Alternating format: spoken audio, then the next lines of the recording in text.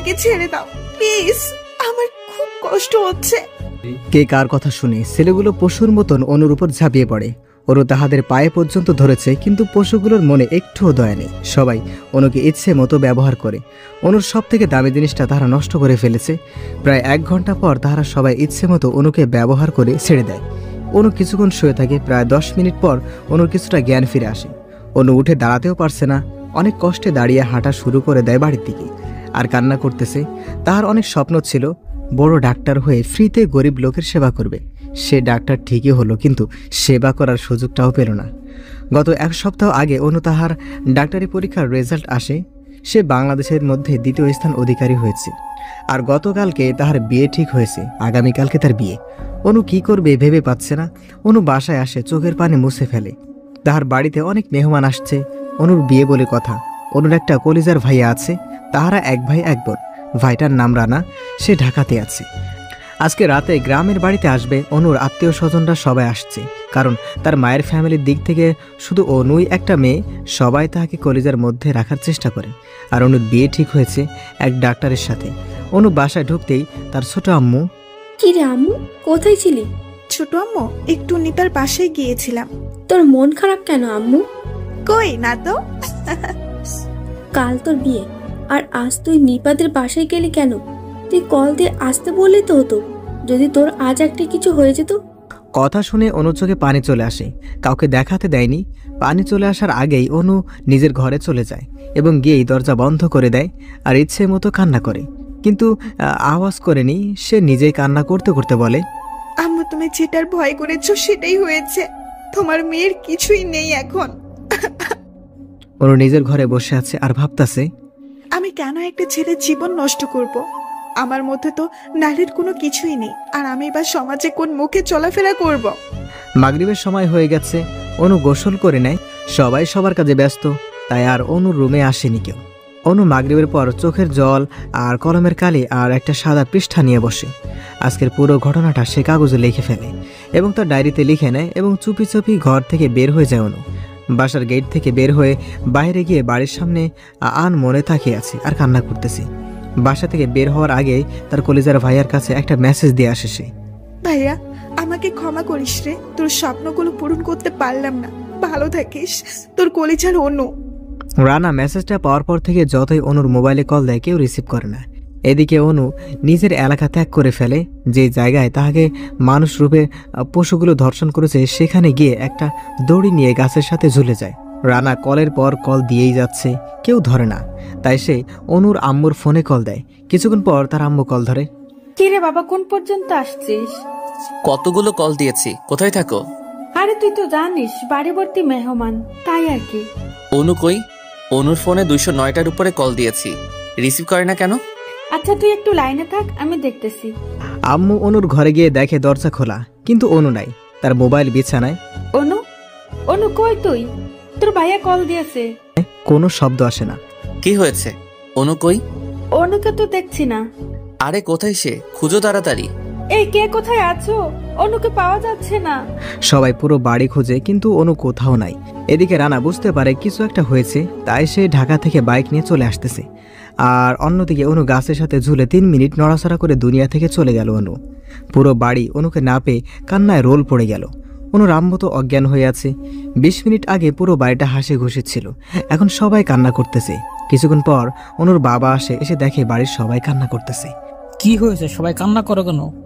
ভাইজান, অনুকে কোথাও পাওয়া যাচ্ছে না। কি বলিস সব? আমার অনুমা কোথায় গেল? জানি না ভাই। নিপাকে কল দিয়ে জিজ্ঞেস করতো একটু। দিয়েছি, কোথাও যায়নি। বাবা এক দৌড়ে রাস্তায় চলে গেল। পাগলের মতো তার কলিজার মেয়েকে খুঁজতে লাগলো। অনেকক্ষণই খোঁজার পর রানার সাথে দেখা। বাবা, অনুকে পেয়েছো? না রে বাবা, আমার মা কোথায়? আরে কান্না করিও না, হয়তো কোথাও আছে। তারপর রানা আর তার বাবার বাসায় যায়। রানা অনেক কিছু আনে তার কলিজার বোনটার জন্য, কিন্তু বোনটাকে পাওয়া যায়নি। কিছুক্ষণ পর একজন পুলিশ এসে বলে, এটা কি ডাক্তার অনুদের বাসা? জি, কিন্তু কেন? আমার সাথে একটু আসুন আপনারা। কোথায়? অনুর কাছে। কথা শোনার সাথে সাথে সবাই উঠে বসে এবং চুপ হয়ে যায়। তারপর সবাই পুলিশের সাথে যেতে লাগলো। কিছুটা যাওয়ার পর গ্রামের শেষ মাথায় নদীর কূলে একটা নির্জন জায়গায় বট গাছের নিচে অনেক মানুষ দাঁড়িয়ে আছে। রানা তো দেখার সাথে সাথে এক দৌড়ে লোকের মধ্যে ঢুকে যায়। গিয়ে যা দেখলো সেটা দেখার জন্য মোটেও প্রস্তুত ছিল না। সে দেখতেছে তার কলিজার টুকরা গাছের সাথে ঝুলতেছে। সে এক দৌড়ে গিয়ে অনুর পা ধরে ফেলে আর কান্না করে। অনু, অনু, তোর কিছু হবে না, আমি চলে এসেছি। কে কোথায় আছো? রশি কাটো, আমার বোনটা বেঁচে আছে। রানা শুধু তার পা তার কাঁধের উপরে রেখে এইগুলো বলতেছে। কিছুক্ষণের মধ্যে সবাই চলে আসছে। এসে দেখে অনু ঝুলতেছে। আম্মু তো দেখার সাথে সাথে এক চিৎকার দিয়ে অজ্ঞান হয়ে পড়ে। অনু, কি হয়েছে আমার আম্মুর? বাবা তুমি এখানে আসো। তারপর রানা তার বাবার কাঁধে পা রাখে আর সে পাগলের মতো গাছে উঠে যায়। গাছ থেকে অনুকে নামায়। অনু যে মরে গেছে সেটা রানার খেয়াল নেই। সে নামিয়ে বোনটাকে কোলে নিয়ে দৌড়াতে লাগে। অনু তোর কিছু হবে না, আমি আছি তো, আর একটু ওয়েট করো অনু। বাবা, অনু তো বেঁচে নেই আর। কথাটা শোনার সাথে সাথে রানা দাঁড়িয়ে পড়ে এবং অনুকে নিচে রাখে আর ইচ্ছে মতো কান্না করে। সবাই রানাকে সান্ত্বনা দিতেছে, কিন্তু ভাই তো ভাই। আর তাই এদিকে কিছু লোক তার আম্মুর মাথায় পানি দিতেছে। আপনাদের কি কাউকে সন্দেহ হয়? আমরা তো জানি না। তাহলে লাশ আমাদেরকে দিয়ে দেন, আমরা পোস্টমর্টম করে আপনাদের পক্ষ থেকে কেস লিখব। আমাদের কারো প্রতি কোনো সন্দেহ নাই। আমরা আমাদের মেয়েকে নিয়ে যাব বাসায়। পরে কিন্তু কিছু হলে আমাদের বলতে পারবেন না। ছোট আম্মু না বলছে না? তারপর পুলিশ চলে যায় আর তাহারা অনুকে নিয়ে বাসায় চলে আসে। আশেপাশে সবাই সিসি করতেছে রানাদিনকে নিয়ে। সকালে ছেলেদের বাসা থেকে সবাই আসে। এসে ছেলে বলে, ছেলের নাম রাতুল। আপনাদের মেয়ের অন্য ছেলের সাথে সম্পর্ক ছিল, সেটা আগে আমাদের বলেননি কেন? প্লিজ ভাইয়া, বিশ্বাস করো, আমার বোন এসব করতো না। হয়েছে, আমরা সব বুঝি। প্লিজ ভাইয়া, আমার বোনকে নিয়ে খারাপ কিছু বলিয়েন না প্লিজ। আজ তোমার বোন তোমাদের জন্য মরেছে। সে তার ভালোবাসার মানুষটিকে না পেয়ে আত্মহত্যা করেছে। রানা আর কিছু বলেনি। তার মাথা অনেক গরম হয়েছে। কিছু না বলে চলে যায়। সেখান থেকে প্রায় 2 ঘন্টার মধ্যে ওনাকে কবরে রেখে আসে। সবাই তো কান্না করতে করতে শেষ। রানা আসার পর আবার রাতুল বলল, তোমার বোন কোন ছেলেকে ভালোবাসতো একটু বলবা? কথা বলার সাথে সাথে রানা রাতুলের শার্টের কলার চেপে ধরে। রানার চোখ দিয়ে যেন আগুন পড়তেছে। সবাই এসে রানাকে রাতুলের কাছ থেকে একটু দূরে সরিয়ে নেয়। এতক্ষণ কিছু বলিনি কারণ আমার বোনটা দুনিয়াতে ছিল। এখন আমার বোন নেই দুনিয়াতে, তাই তোকেও আমি চিনি না। আর অপরিচিত কেউ আমার বোনকে নিয়ে বাজে কথা বলবে, আমি চুপচাপ তা শুনবো? কখনোই না, এটা হতেই পারে না। চুপচাপ বেরিয়ে যা, তা না হলে তোকে আমি মেরে ফেলবো বলে দিলাম। তুই কাজটা ঠিক করিসনি, মনে রাখিস। এটা বলেই রাতুল চলে যায়। রানাকে সবাই কিছুটা বোঝায়, তাই রানা ভিতরে চলে যায়। অনুর রুমে গিয়ে সে কান্না করতেছে। অনুর প্রতিটা জিনিস হাতে নেয় আর কান্না করে। রানা অনেক কান্না করে। কিছুক্ষণ পর তার মেঝো খালামুনি এসে বলে, তুই এইভাবে ভেঙে পড়লে হবে নাকি বল? কি করব বলো খালামণি, আমার কলিজাটা যে আমাকে ছেড়ে চলে গেছে অনেক দূরে। বাবা একটু রেস্ট নাও, যাও। লক্ষ্মী আব্বু না আমার। ওকে, আমি একটু শুয়ে থাকি। মিষ্টি, ওই মিষ্টি, জি আম্মু।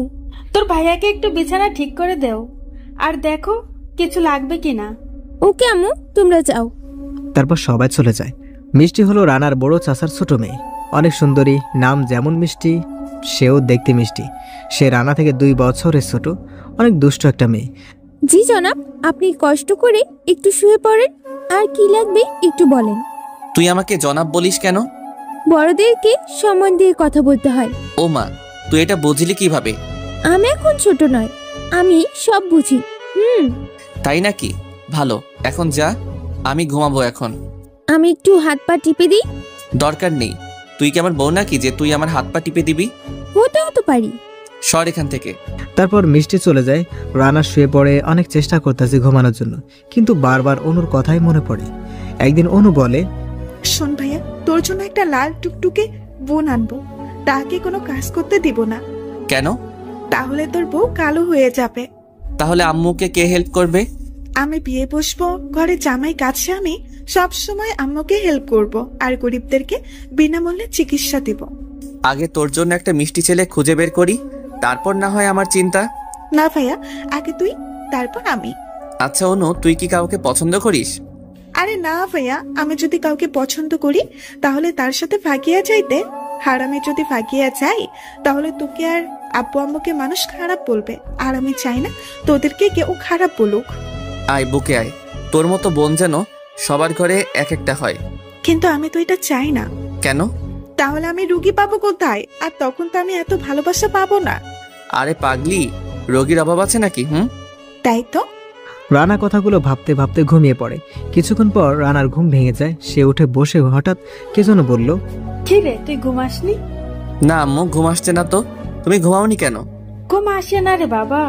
অনু মারা যাওয়ার আগে আমি বকা দিয়েছি।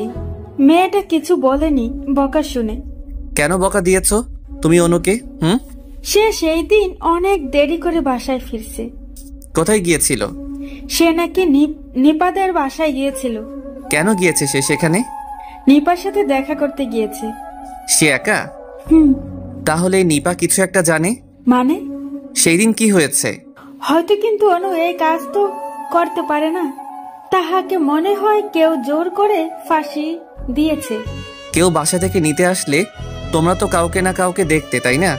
হয়তো কেউ এসেছে, আমরা ব্যস্ত থাকার কারণে দেখতে পাইনি। আচ্ছা, নিপা কোথায় আছে এখন? তার বাসায়। চলো আম্মু, আমরা তাহার বাসায় যাই। তুই কি পাগল? এখন রাত 2:30 বাজে। এত রাতে আমাদের মতো কে জাগ্রত থাকবে শুনি? আমরা তাহাকে ঘুম থেকে উঠাবো। সকালে যাব, এখন তুই ঘুমা। ঠিক আছে। তারপর তার আম্মু চলে যায়। রানা শুয়ে পড়ে, কিন্তু ঘুম আসছে না। শুধু অনুর সাথে কাটানো সময়গুলোর কথা মনে পড়তেছে। অনুর কথা ভাবতে ভাবতে সকাল হয়ে যায়। সকালে রানা কাউকে কিছু না বলে নিপাদের বাসায় চলে যায়। গিয়ে নিপাদের বাসায় নক করে। অনেকক্ষণ নক করার পর নিপা এসে দরজা খুলে, তাও ঘুম চোখে। দরজা খুলে দেখে রানা। ভাইয়া, আপনি এখানে? একটা কথা জানতে এসেছি আপনার কাছে। ভিতরে আসুন। তারপর রানা নিপাদের বাসায় গিয়ে বসে। নিপাকে রানা জিজ্ঞেস করে, আচ্ছা, অনু কি কাউকে পছন্দ করতো? কি বলেন ভাইয়া এসব? অনু তো প্রেম ভালোবাসা এসব ঘৃণা করতো। আচ্ছা, অনুর কি কোনো শত্রু ছিল? না, অনু তো কারোর সাথে কথা বলতো না আমাদেরকে ছাড়া। আচ্ছা, অনু কি জন্য ফাঁস দিয়েছে আপনি জানেন? আরে আমাকে বললে আমি কি ফাঁস দিতে? কিন্তু ফাঁস যেই দিন দিয়েছে সেই দিন সন্ধ্যার আগে নাকি আপনাদের বাসায় এসেছে। কই না তো, অনু তো আজ থেকে 3 দিন আমাদের বাসায় আসেনি। কিন্তু সে তো বাসা থেকে আসতো আপনার বাসার কথা বলে। কিন্তু আমি তো জানি না। গত কয়েকদিন যাবৎ অনুকে কিছু একটা নিয়ে খুব চিন্তিত দেখাচ্ছে। আমি জানতে চেয়েছি কিন্তু বলেনি। রানা নিপাদের বাসা থেকে চলে আসে। একটা নির্জন স্থানে গিয়ে বসে বসে কান্না করতেছে আর নিজে নিজে বলতেছে, অনু, আমি কি তোর মৃত্যুর কারণ জানতে পারবো না জীবনেও? অনেকক্ষণ কান্না করার পর রানা বাসায় চলে যায়। আম্মু এসে বলে, কি রে বাবা, কোনো খবর পেয়েছিস? না আম্মু। তারপর রানা নিজের ঘরে চলে যায়। কিছুক্ষণ পর অনু ঘরে গিয়ে অনুর ফটোগুলো দেখতেছে আর কান্না করতেছে। অনেক প্রমাণ খোঁজে, কিন্তু কোথাও কিছু পাচ্ছে না। হঠাৎ অনুর ডায়েরির কথা মনে পড়ে যে অনুর সব কথা সে তো তার ডায়েরিতে রাখে। ডায়েরি খুঁজতে খুঁজতে পাগল হয়ে যায়, কিন্তু ডায়েরি কোথাও পাচ্ছে না। আম্মু, ও আম্মু। আরে চিৎকার করস কেন? অনুর ডায়েরিটা কই? তার রুমে আছে তো দেখ। কই, পাচ্ছি না তো। তুই ওই দিন কল দিয়েছিস, তখন তো আমি টেবিলে দেখেছিলাম। তাহলে এখন কোথায় সেটা? মিষ্টি, ওই মিষ্টি। ভাইয়া বলো। তুই অনুর ডায়েরি নিয়েছিস? না ভাইয়া। তারপর রানা নিজের রুমে চলে যায়। গিয়ে অনুর মোবাইলটা দিয়ে তার ফেসবুকে ঢোকে, কিন্তু দেখে কোনো ছেলে ফ্রেন্ড নাই অনুর। অনুর মেসেঞ্জারে একটা মেসেজ দিয়েছে যে, অনু, বিপ্লব ভাইয়া একটা মেয়েকে আজকে কলেজে ধর্ষণ করেছে। আমার কাছে ভিডিও আছে, ভিডিওটা তোর কাছে রেখে দে। সে আমায় সন্দেহ করে আমার মোবাইল চেক করতে পারে, তাই তুই রেখে দে। শুধু এই SMS-টা অনুর মোবাইলে কে যেন পাঠাইছে। যে আইডি থেকে পাঠাইছে সে আইডি থেকে অনুকে ব্লক করে রেখেছে। প্রোফাইল পিকও দেখা যায় না আর নামটাও দেখা যায় না। সাথে সাথে রানা অনুকে কল দেয়। আপু, বিপ্লব। কেন? আর বিপ্লব ভাইয়াকে আপনি কিভাবে চিনেন? প্লিজ বলেন বিপ্লবকে। বিপ্লব হলো আমাদের ক্লাসের সব থেকে বাজে বখাটে চরিত্রহীন বেয়াদব গুন্ডা একটা ছেলে। সে এখনো কি সেই কলেজে পড়াশোনা করে? আছে। ও আচ্ছা, আমার মনে অনুর মৃত্যুর সাথে বিপ্লবের কোনো রকম হাত আছে। বিপ্লব তো লোক ভালো না, তাই হতেও পারে, কিন্তু তার ব্যাপারে কোনো পুলিশ কেস লেখে না প্রমাণ ছাড়া, আর সে কোনো কাজ করলে প্রমাণ রাখে না। কেন কেস লিখে না? সে হলো এমপির ছেলে। ও আচ্ছা, এই ব্যাপার। এটা বলে রানা কল কেটে দিল। রানা তার আম্মুর কাছে গিয়ে বলল, আম্মু, আমি অনুর কলেজে ভর্তি হব। কেন? দেশ থেকে মানুষ নামে কিছু ভাইরাস আছে, তা মুক্ত করতে হবে। তুমি শুধু দোয়া করো।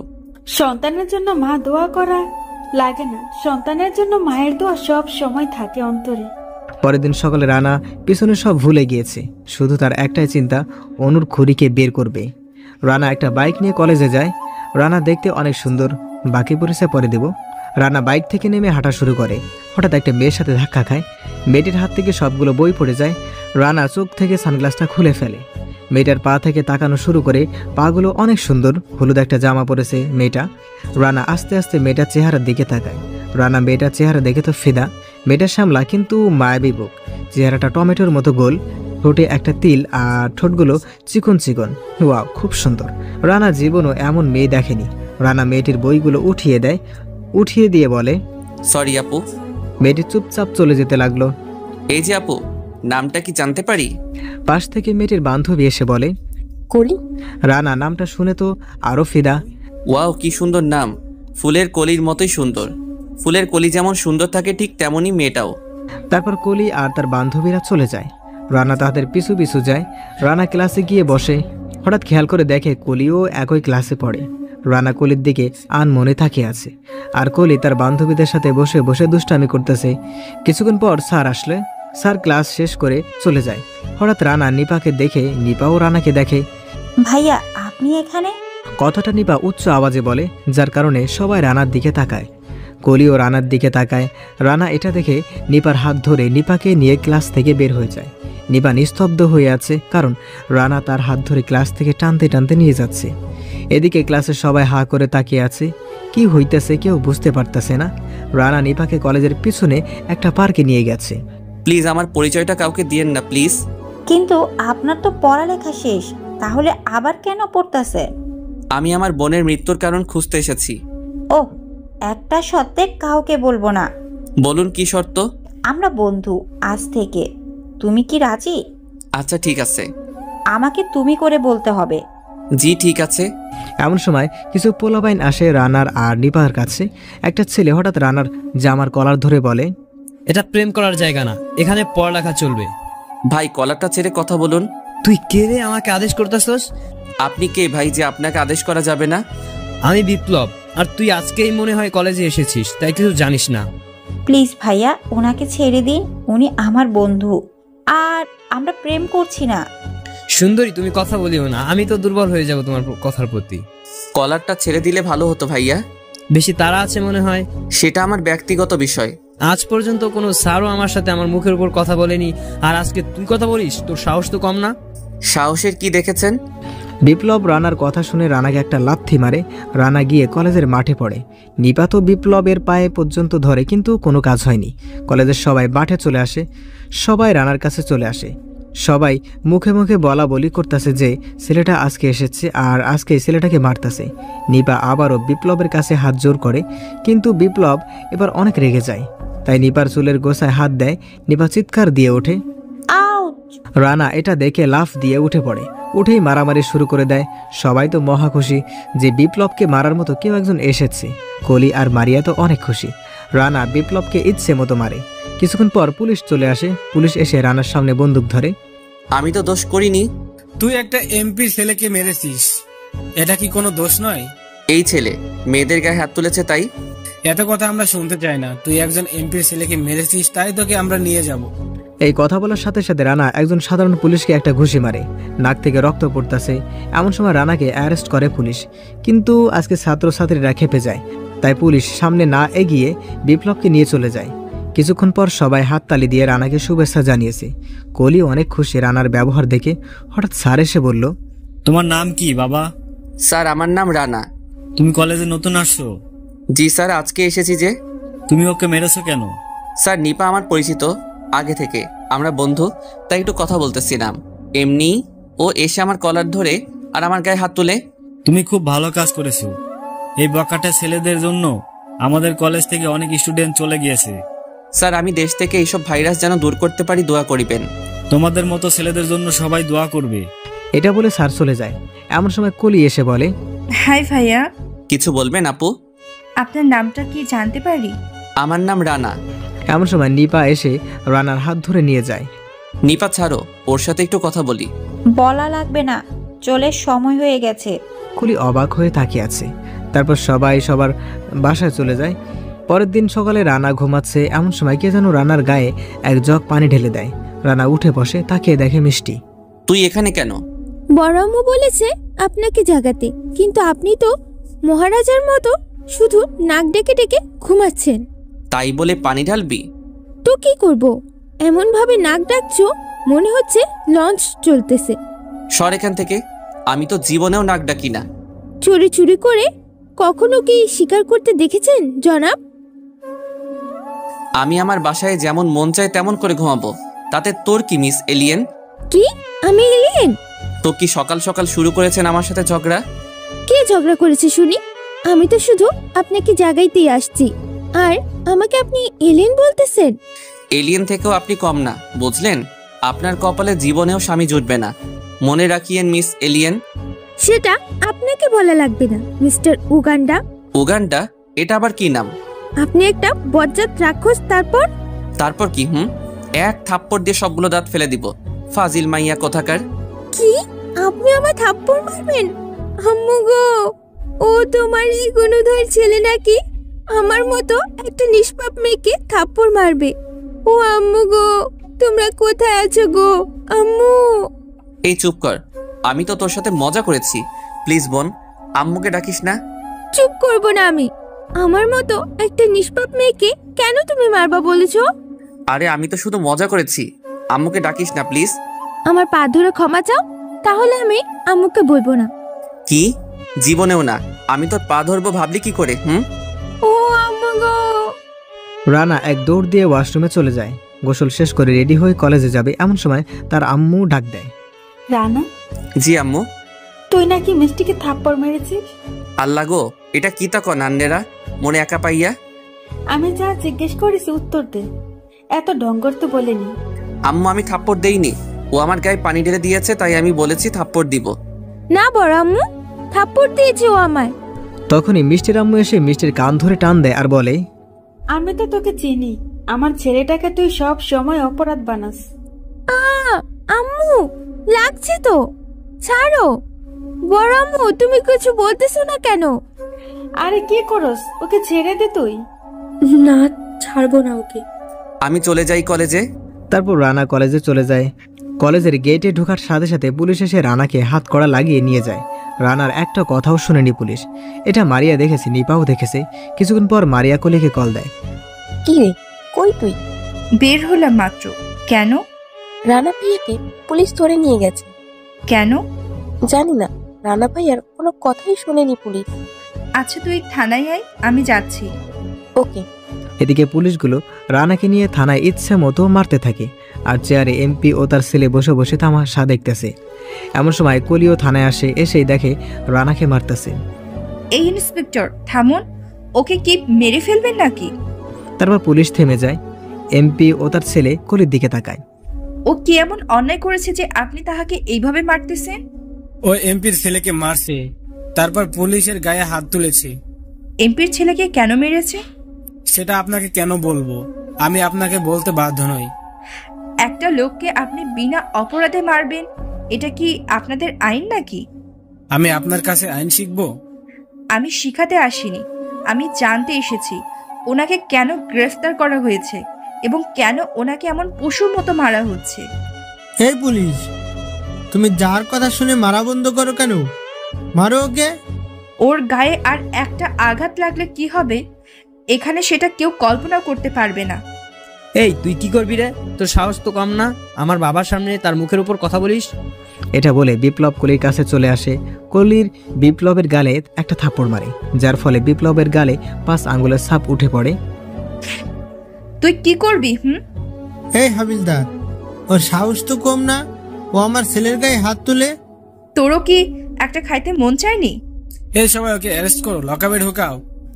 এমন সময় পুরো থানাতে কোথাও থেকে যেন শত শত পুলিশ চলে আসে। সবাই এসে চমকে ওঠে। কিছুক্ষণ পর পুলিশদের বস সিইউ বস চলে আসে, এসেই বলে, তোমাদেরকে সরকার টাকা দেয় এমপি মন্ত্রী মতো চলার জন্য না। জি না স্যার, কিন্তু স্যার। তুমি চুপ করো, আমি সব শুনছি কলে। স্যার, এই মাইয়া খুব বেয়াদব। চুপ করুন, আপনাদেরকে সরকার মাসের পর মাস বেতন দিচ্ছে জনগণের সেবা করার জন্য, কিন্তু আপনি তো তা করতেছেন না, বরং আপনি জনগণকে মেরে ফেলার সিদ্ধান্ত নিচ্ছেন। স্যার ওই ছেলে। আপনাকে চুপ করতে বলছি না? আপনি 5 মিনিটের মধ্যে সরকারি পোশাক সব খুলে জমা দিয়ে দিবেন এবং আপনি আর জীবনেও পুলিশ এর চাকরি পাবেন না।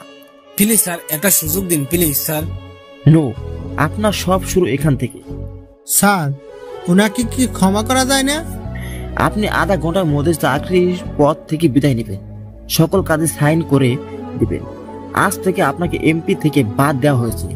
আপনারা দেশের সেবক হওয়ার যোগ্য নয়। এটা কি বলবেন আপনি? যা বলছি তাই।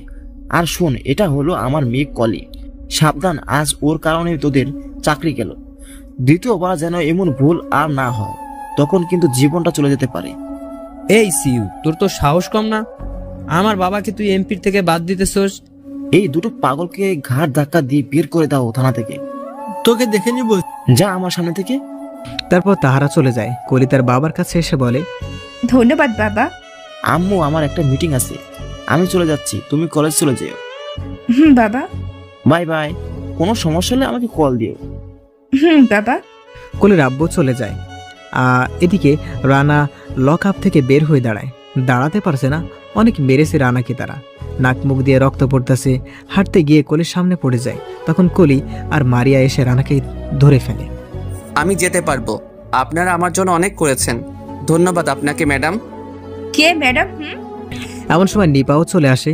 কি হয়েছে তোমার রানা? আপনি ওনার কি হন? ও আমার বন্ধু। আচ্ছা, ওনাকে আমার গাড়িতে নিয়ে আসো, হাসপাতালে নিতে হবে। তারপর তাহারা রানাকে হাসপাতালে নিয়ে যায়। অনেক আঘাত করায় অনেক রক্ত বের হয়েছে, কিন্তু রক্ত কোথাও পাওয়া যাচ্ছে না। কিন্তু কলির রক্তের সাথে মিলে যায়, তাই কলি রক্ত দেয় রানাকে। ডাক্তার চিকিৎসা করতেছে। এমন সময় কলি নিপাকে জিজ্ঞেস করে, ওনার সাথে আপনার কতদিনের বন্ধুত্ব? কাল থেকেই বন্ধু। কেন? এমনি। আচ্ছা, ওনাকে আপনি আগে থেকে চেনেন? রানার বোন একজন আমাদের কলেজে পড়েছে। আমার 2 বছরের সিনিয়র ছিল, কিন্তু আমার বান্ধবী ছিল, সে ডাক্তারও হয়েছে। আচ্ছা, রানা তার বোনের কত বছরের ছোট? রানা তার বোন থেকে 3 বছরের বড়। বড়? তাও 3 বছরের? তাহলে কেন সে পড়ালেখায় এত পিছু? আসলে তার পড়ালেখা শেষ হয়েছে অনেক আগে। সে এখন পুলিশের চাকরির জন্য ইন্টারভিউ দিয়েছে, রেজাল্টও এখনো আসেনি। তাহলে সে আবার কলেজে পড়তেছে কেন? তারপর নিপা সবকিছু খুলে বলে। শোনার সাথে সাথে কলি একটু পিছু হয়ে যায়। কথাগুলো শোনার পর কলির মাথায় যেন আকাশ ভেঙে পড়ল। কি বলো তুমি এইসব? এটাই সত্যি। রানার সন্দেহ হচ্ছে বিপ্লবের উপর, তাই সে কলেজে এসেছে প্রমাণ বের করতে। কিছুক্ষণ পর ডাক্তার এসে বলে, আপনাদের রোগীর জ্ঞান ফিরেছে, আপনারা কথা বলতে পারেন গিয়ে। ধন্যবাদ ডক্টর সাহেব। তারপর সবাই রানার রুমে চলে যায়। কলিও যায়। কলি গিয়ে শুধু রানার দিকে তাকিয়ে আছে আর তার অতীতগুলো নিয়ে ভাবতেছে যে একটা ছেলে তার বোনকে কতটা ভালোবাসতে পারে। এখন কেমন লাগতেছে তোমার? কিছুটা ভালো লাগতেছে। আন্টিদেরকে কল দিব নাকি? আরে না আম্মু, অনেক কষ্ট পাবে। ওকে, শোনো, তোমার শরীর থেকে অনেক রক্ত গিয়েছে। তোমার রক্ত অনেক প্রয়োজন ছিল, কিন্তু আমরা কোথাও পাইনি। কিন্তু এই কলি আপু তোমাকে রক্ত দিয়েছে। কি বলো তুমি? এই ম্যাডাম আমাকে রক্ত দিয়েছে? আপনি আমার জন্য এত কিছু করেছেন, যার ঋণ আমি জীবনেও শেষ করতে পারবো না ম্যাডাম। আমাকে ম্যাডাম বললেন কেন? আপনি তো সিও স্যারের আদরের কলিজা, তাই। আমরা সবাই একই কলেজে পড়ি, সো আমরা সবাই সবার নাম অথবা তুমি বলে ডাকবো, ওকে? জি। বিকেলে রানা বাসায় চলে যায়। তার হাতে ব্যান্ডেজ দেখে তার আম্মু দৌড়ে এসে বলে, কি রে, কি হয়েছে তোর? তারপর সবাই চলে আসে। কি হয়েছে তোমার? কি হয়েছে আপু, কথা বলো। তারপর রানা সবকিছু বলে ফেলে। তার আম্মু তাকে জড়িয়ে ধরে খেতে দেয়। আমি অনুর মতো তোকে হারাতে চাই না বাবা, আমার এখন শুধু তুই আছিস বাবা। আরে ছেলেটা হাসপাতাল থেকে আসছে আর এমনি কান্নাকাটি শুরু করে দিলেন। মিষ্টি রানাকে তার ঘরে নিয়ে যায়। ওকে আম্মু। তারপর মিষ্টি রানাকে ধরে নিয়ে যাচ্ছে। মিষ্টির কাঁধে হাত রেখে রানা হাঁটছে। এমন সময় মিষ্টি বলে, পুলিশে কোন কোন জায়গায় মেরেছে ভাইয়া? মানে? মাথা থেকে পা পর্যন্ত সব জায়গায় মেরেছে। চুপ, আর একটা কথা বলবি না। আমি তো চুপই থাকি। আমার সাথে লাগতে এসেছে আর আজকে পুলিশ বাবুর হাতে পিটানি খেলে। দাঁত পড়ে যাবে তোর। তোরগুলো তো আছি, নিয়ে নিব আমি। এমন সময় রানার ফোনে একটা কল আসে। রানার হাতে অনেক ব্যথা, তাই রানা রিসিভ করেনি। মিষ্টি রিসিভ করে স্পিকার অন করে দিয়েছে। হ্যালো, বাসায় গিয়েছো? মাত্র আসলাম। এখন শুয়ে পড়ো, আর রাতে কথা হবে। আচ্ছা। তারপর নিপা কল কেটে দিল। মিষ্টির মুখটা মলিন হয়ে গেল মুহূর্তের মধ্যেই। কিরে তোর আবার কি হলো? হাসি মুখটা এমন শয়তানের মতো করে আছিস কেন? কিছু না। মেয়েটা কি হয় তোর? আমার বন্ধু। কেন? তুই একটা ছেলে, তোর মেয়ে বন্ধু কেন হবে? তো কি হয়েছে? মেয়ে বন্ধু তো থাকলে ভালো। হয়েছে, তুই থাক, আমি যাইতেছি। আমার একটু বিছানা ঠিক করে দে আর জুতাগুলো খুলে দে। ওই, তোর বান্ধবীকে বলতে পারিস না আমি তোর বউ নাকি যে আমায় আদেশ করিস? বাহ, পোড়া পোড়া গন্ধ আসছে কেন? মানে? কিছু না, যা তুই। তারপর মিষ্টি চলে যায় আর নিজে নিজে একা একা বক বক করে। দাঁড়াও চান্দু, মেয়ে বন্ধু তোমার ছাড়াবো আমি, শুধু একটু সুযোগ করে দাও। কিরে তুই একা একা কি বকবক করতেছস? বড় আম্মু, আমি রানা ভাইয়ের সাথে তার কলেজে পড়বো। কিন্তু কেন? তোরটা কি হয়েছে? আসলে আমার কলেজে কিছু বখাটে ছেলে আমায় খুব ডিস্টার্ব করে। কি বলিস এইসব? তুই রানাকে বলিসনি কেন? সে আমায় কয়দিন গিয়ে কলেজে বাঁচাবে শুনি। আচ্ছা, আমি তাহলে রানাকে বলে দেখি। তুমি বললে সে অবশ্যই মানবে। আচ্ছা, বলবো। তারপর মিষ্টি নিজের রুমে চলে যায়, গিয়ে নাচতে শুরু করে। ইচ্ছে মতো নাচে খুশিতে মিষ্টি। পরের দিন সকালে রানার ব্যথা কিছুটা সেরে গেছে, তাই সে কলেজে যাওয়ার জন্য প্রস্তুত হয়ে বের হতে যাবে। এমন সময় মিষ্টি রানার সামনে এসে দাঁড়ায়। কই যাস তুই? তোর সাথে তোর কলেজে যাব। হোয়াট? আজ থেকে মিষ্টিকে তোর কলেজে নিয়ে যাবি। ওর কলেজে কিছু বখাটে ওকে খুব ডিস্টার্ব করে। পারবো না আমি। কি বললি? কিছু না আম্মু। এই শাকচুনি চল। কি? আমি শাকচুনি? ঝগড়া না করে যাবি তো? সময় হয়ে যাচ্ছে তো। যাচ্ছি। তারপর কলেজে চলে যায়। মিষ্টি রানাকে জড়িয়ে ধরে বসে আছে। কলেজে ঢোকার সাথে সাথে নিপা চলে আসে। এই মেয়েটা কে? আমার কাজিন। না, আমি ওর বউ। কি? থাপ্পড় চিনস? ফাজিল মেয়ে কোথাকার। ঝগড়া করো কেন? চলো, ক্লাসের সময় হয়ে যাচ্ছে। চলো। রানা ক্লাসে ঢোকার সময় একটা মেয়ে পিছন থেকে এসে ডাক দিল। এই যে ভাইয়া, শুনুন প্লিজ। নিপা, মিষ্টি, রানা সবাই পিছনে তাকায়। বলেন। আপনার নাম কি? রানা? জি, কিন্তু কেন? অনু আপু আপনার বোন। অনুর নামটা শুনে রানার চোখে পানি চলে আসে। মিষ্টি, নিপা নিস্তব্ধ হয়ে গেল। এমন সময় কলি ও মারিয়া প্রাইভেট কার নিয়ে চলে আসে। কলি গাড়ি থেকে নেমে রানার কাছে চলে আসে। কিন্তু আপনি অনুকে কিভাবে চিনেন? আসলে অনু আর আমি বেস্ট ছিলাম। অনুকে ধর্ষণ করা হয়েছে, তাই অনু আত্মহত্যা করেছে। কথাটা শোনার সাথে সাথে রানার মাথায় যেন আকাশ ভেঙে পড়ল। সেম কলি, নীলা, মারিয়া ও নিপা, মিষ্টিরও একই অবস্থা হয়ে গেল। এমন সময় বিপ্লব ও তার দলবল নিয়ে কলেজে চলে আসে এবং গাড়িটা এসেই মেয়েটির কাছে দাঁড়ায়। রানা দৌড়ে গিয়ে মেয়েটির কাছে চলে আসে। আসার আগেই মেয়েটির গলায় ছুরি মেরে দেয় বিপ্লব। মেয়েটি শুয়ে পড়ে। মাটিতে রানা দাঁড়িয়ে যায়। মেয়েটি একটি ডায়েরি রানার কাছে ছুঁড়ে মারল আর বলল, এটা অনুর ডায়েরি, এখানে সবকিছু লেখা আছে, শেষের 3 পাতা আমার লেখা। এটা বলেই মেয়েটি শুয়ে পড়ে। তার চোখ বন্ধ হয়ে গেল। ডায়েরিটা রানা নেওয়ার আগেই বিপ্লব নিয়ে নেয়। ডায়েরিটা আমাকে দাও প্লিজ। আগে আমার সাথে তোর হিসাব শেষ করে নে, তারপর তোকে তোর ডায়েরি দিব। ওকে, তুমি যা বলবে আমি তাই করব। আমার লোকেরা তোকে 20 মিনিট মারবে খালি হাতে। ওকে। তারপর বিপ্লবের লোক রানাকে ইচ্ছে মতো মারতেছে। কেউ কিছু বলতেছে না, কারণ রানা নিষেধ করেছে। রানাকে মেরে মাটিতে শুইয়ে দেয়। রানা ভাইয়া! রানা! কিছুক্ষণ পর রানার কোনো সাড়া নেই। রানা মাটিতে শুয়ে আছে। এমন সময় বিপ্লব ডায়েরিটা মাটিতে ফেলে দিয়ে আগুন লাগিয়ে দেয়। তখন কলি বলে, রানা, অনু আপু ডায়েরিটা বিপ্লব পড়ে ফেলেছে। এটা শুনে রানা শোয়া থেকে উঠে দাঁড়ায় এবং দেখতেছে ডায়েরিটা পুরো ছাই হয়ে গেল। আর বিপ্লব দাঁড়িয়ে দাঁড়িয়ে হাসতেছে। রানার তো মাথায় আগুন উঠে যায়। সে দৌড় দিয়ে বিপ্লবকে মারতে শুরু করে। এমন সময় পুলিশ চলে আসে।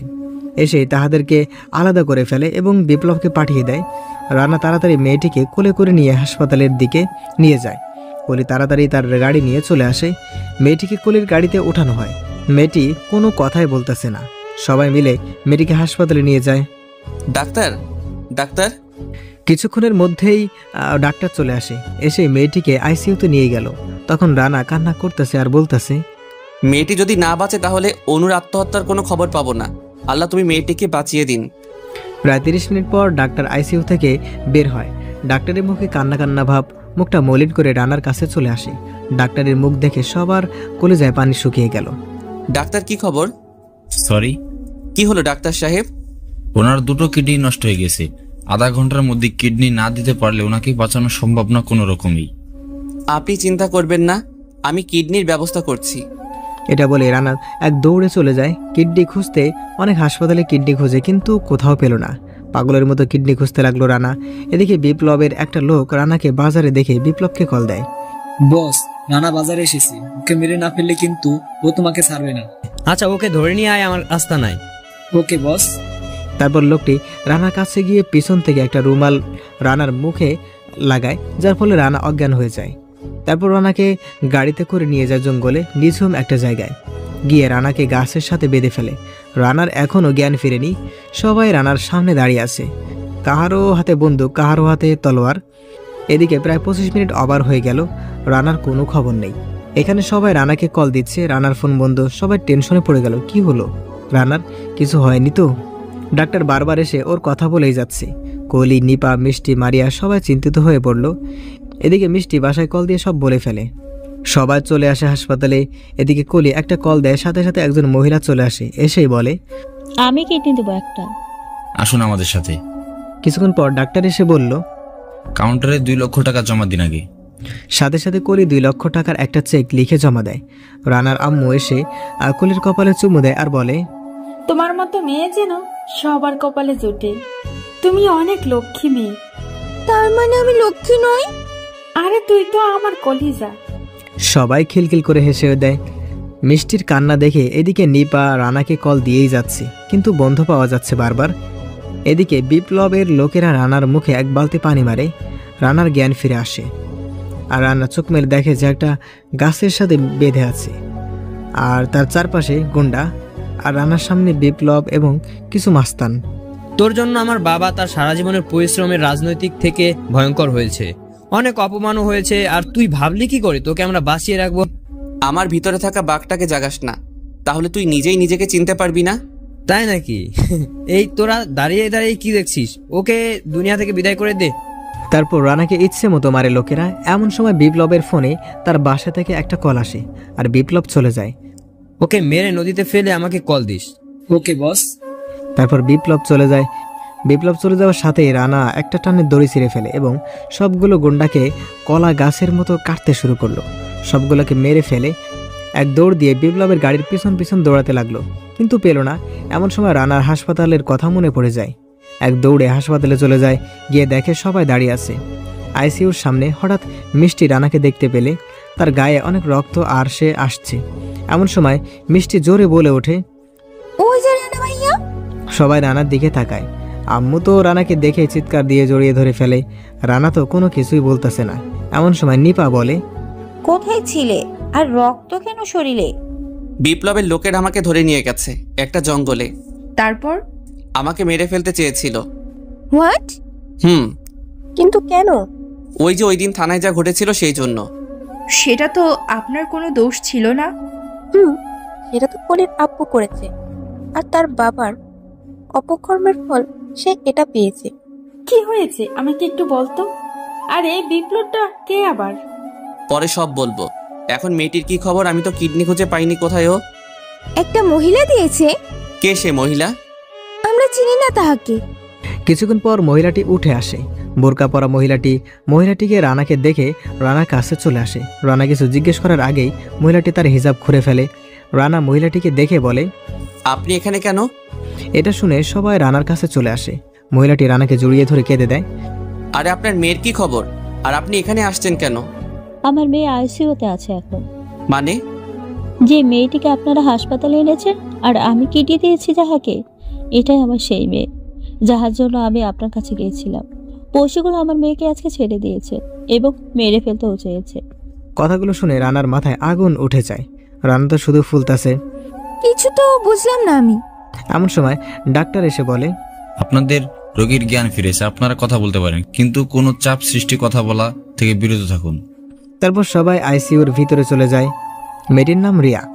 তোকে দেখতে এসেছিলাম মা। মানে? এমন সময় ডাক্তার এসে সবাইকে বের করে দেয় আর ডাক্তার রানাকে একটা কাগজ দিয়ে বলে, এই মেডিসিনটা আমাদের এখানে নেই, বাইরে থেকে নিয়ে আসুন। ওকে দেন, আমি নিয়ে আসি। তারপর রানা মেডিসিন আনতে চলে যায়।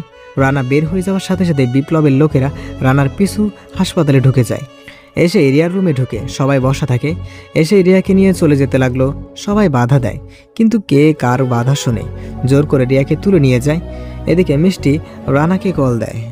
রিয়াকে কিছু লোক তুলে নিয়ে যাচ্ছে। কখন?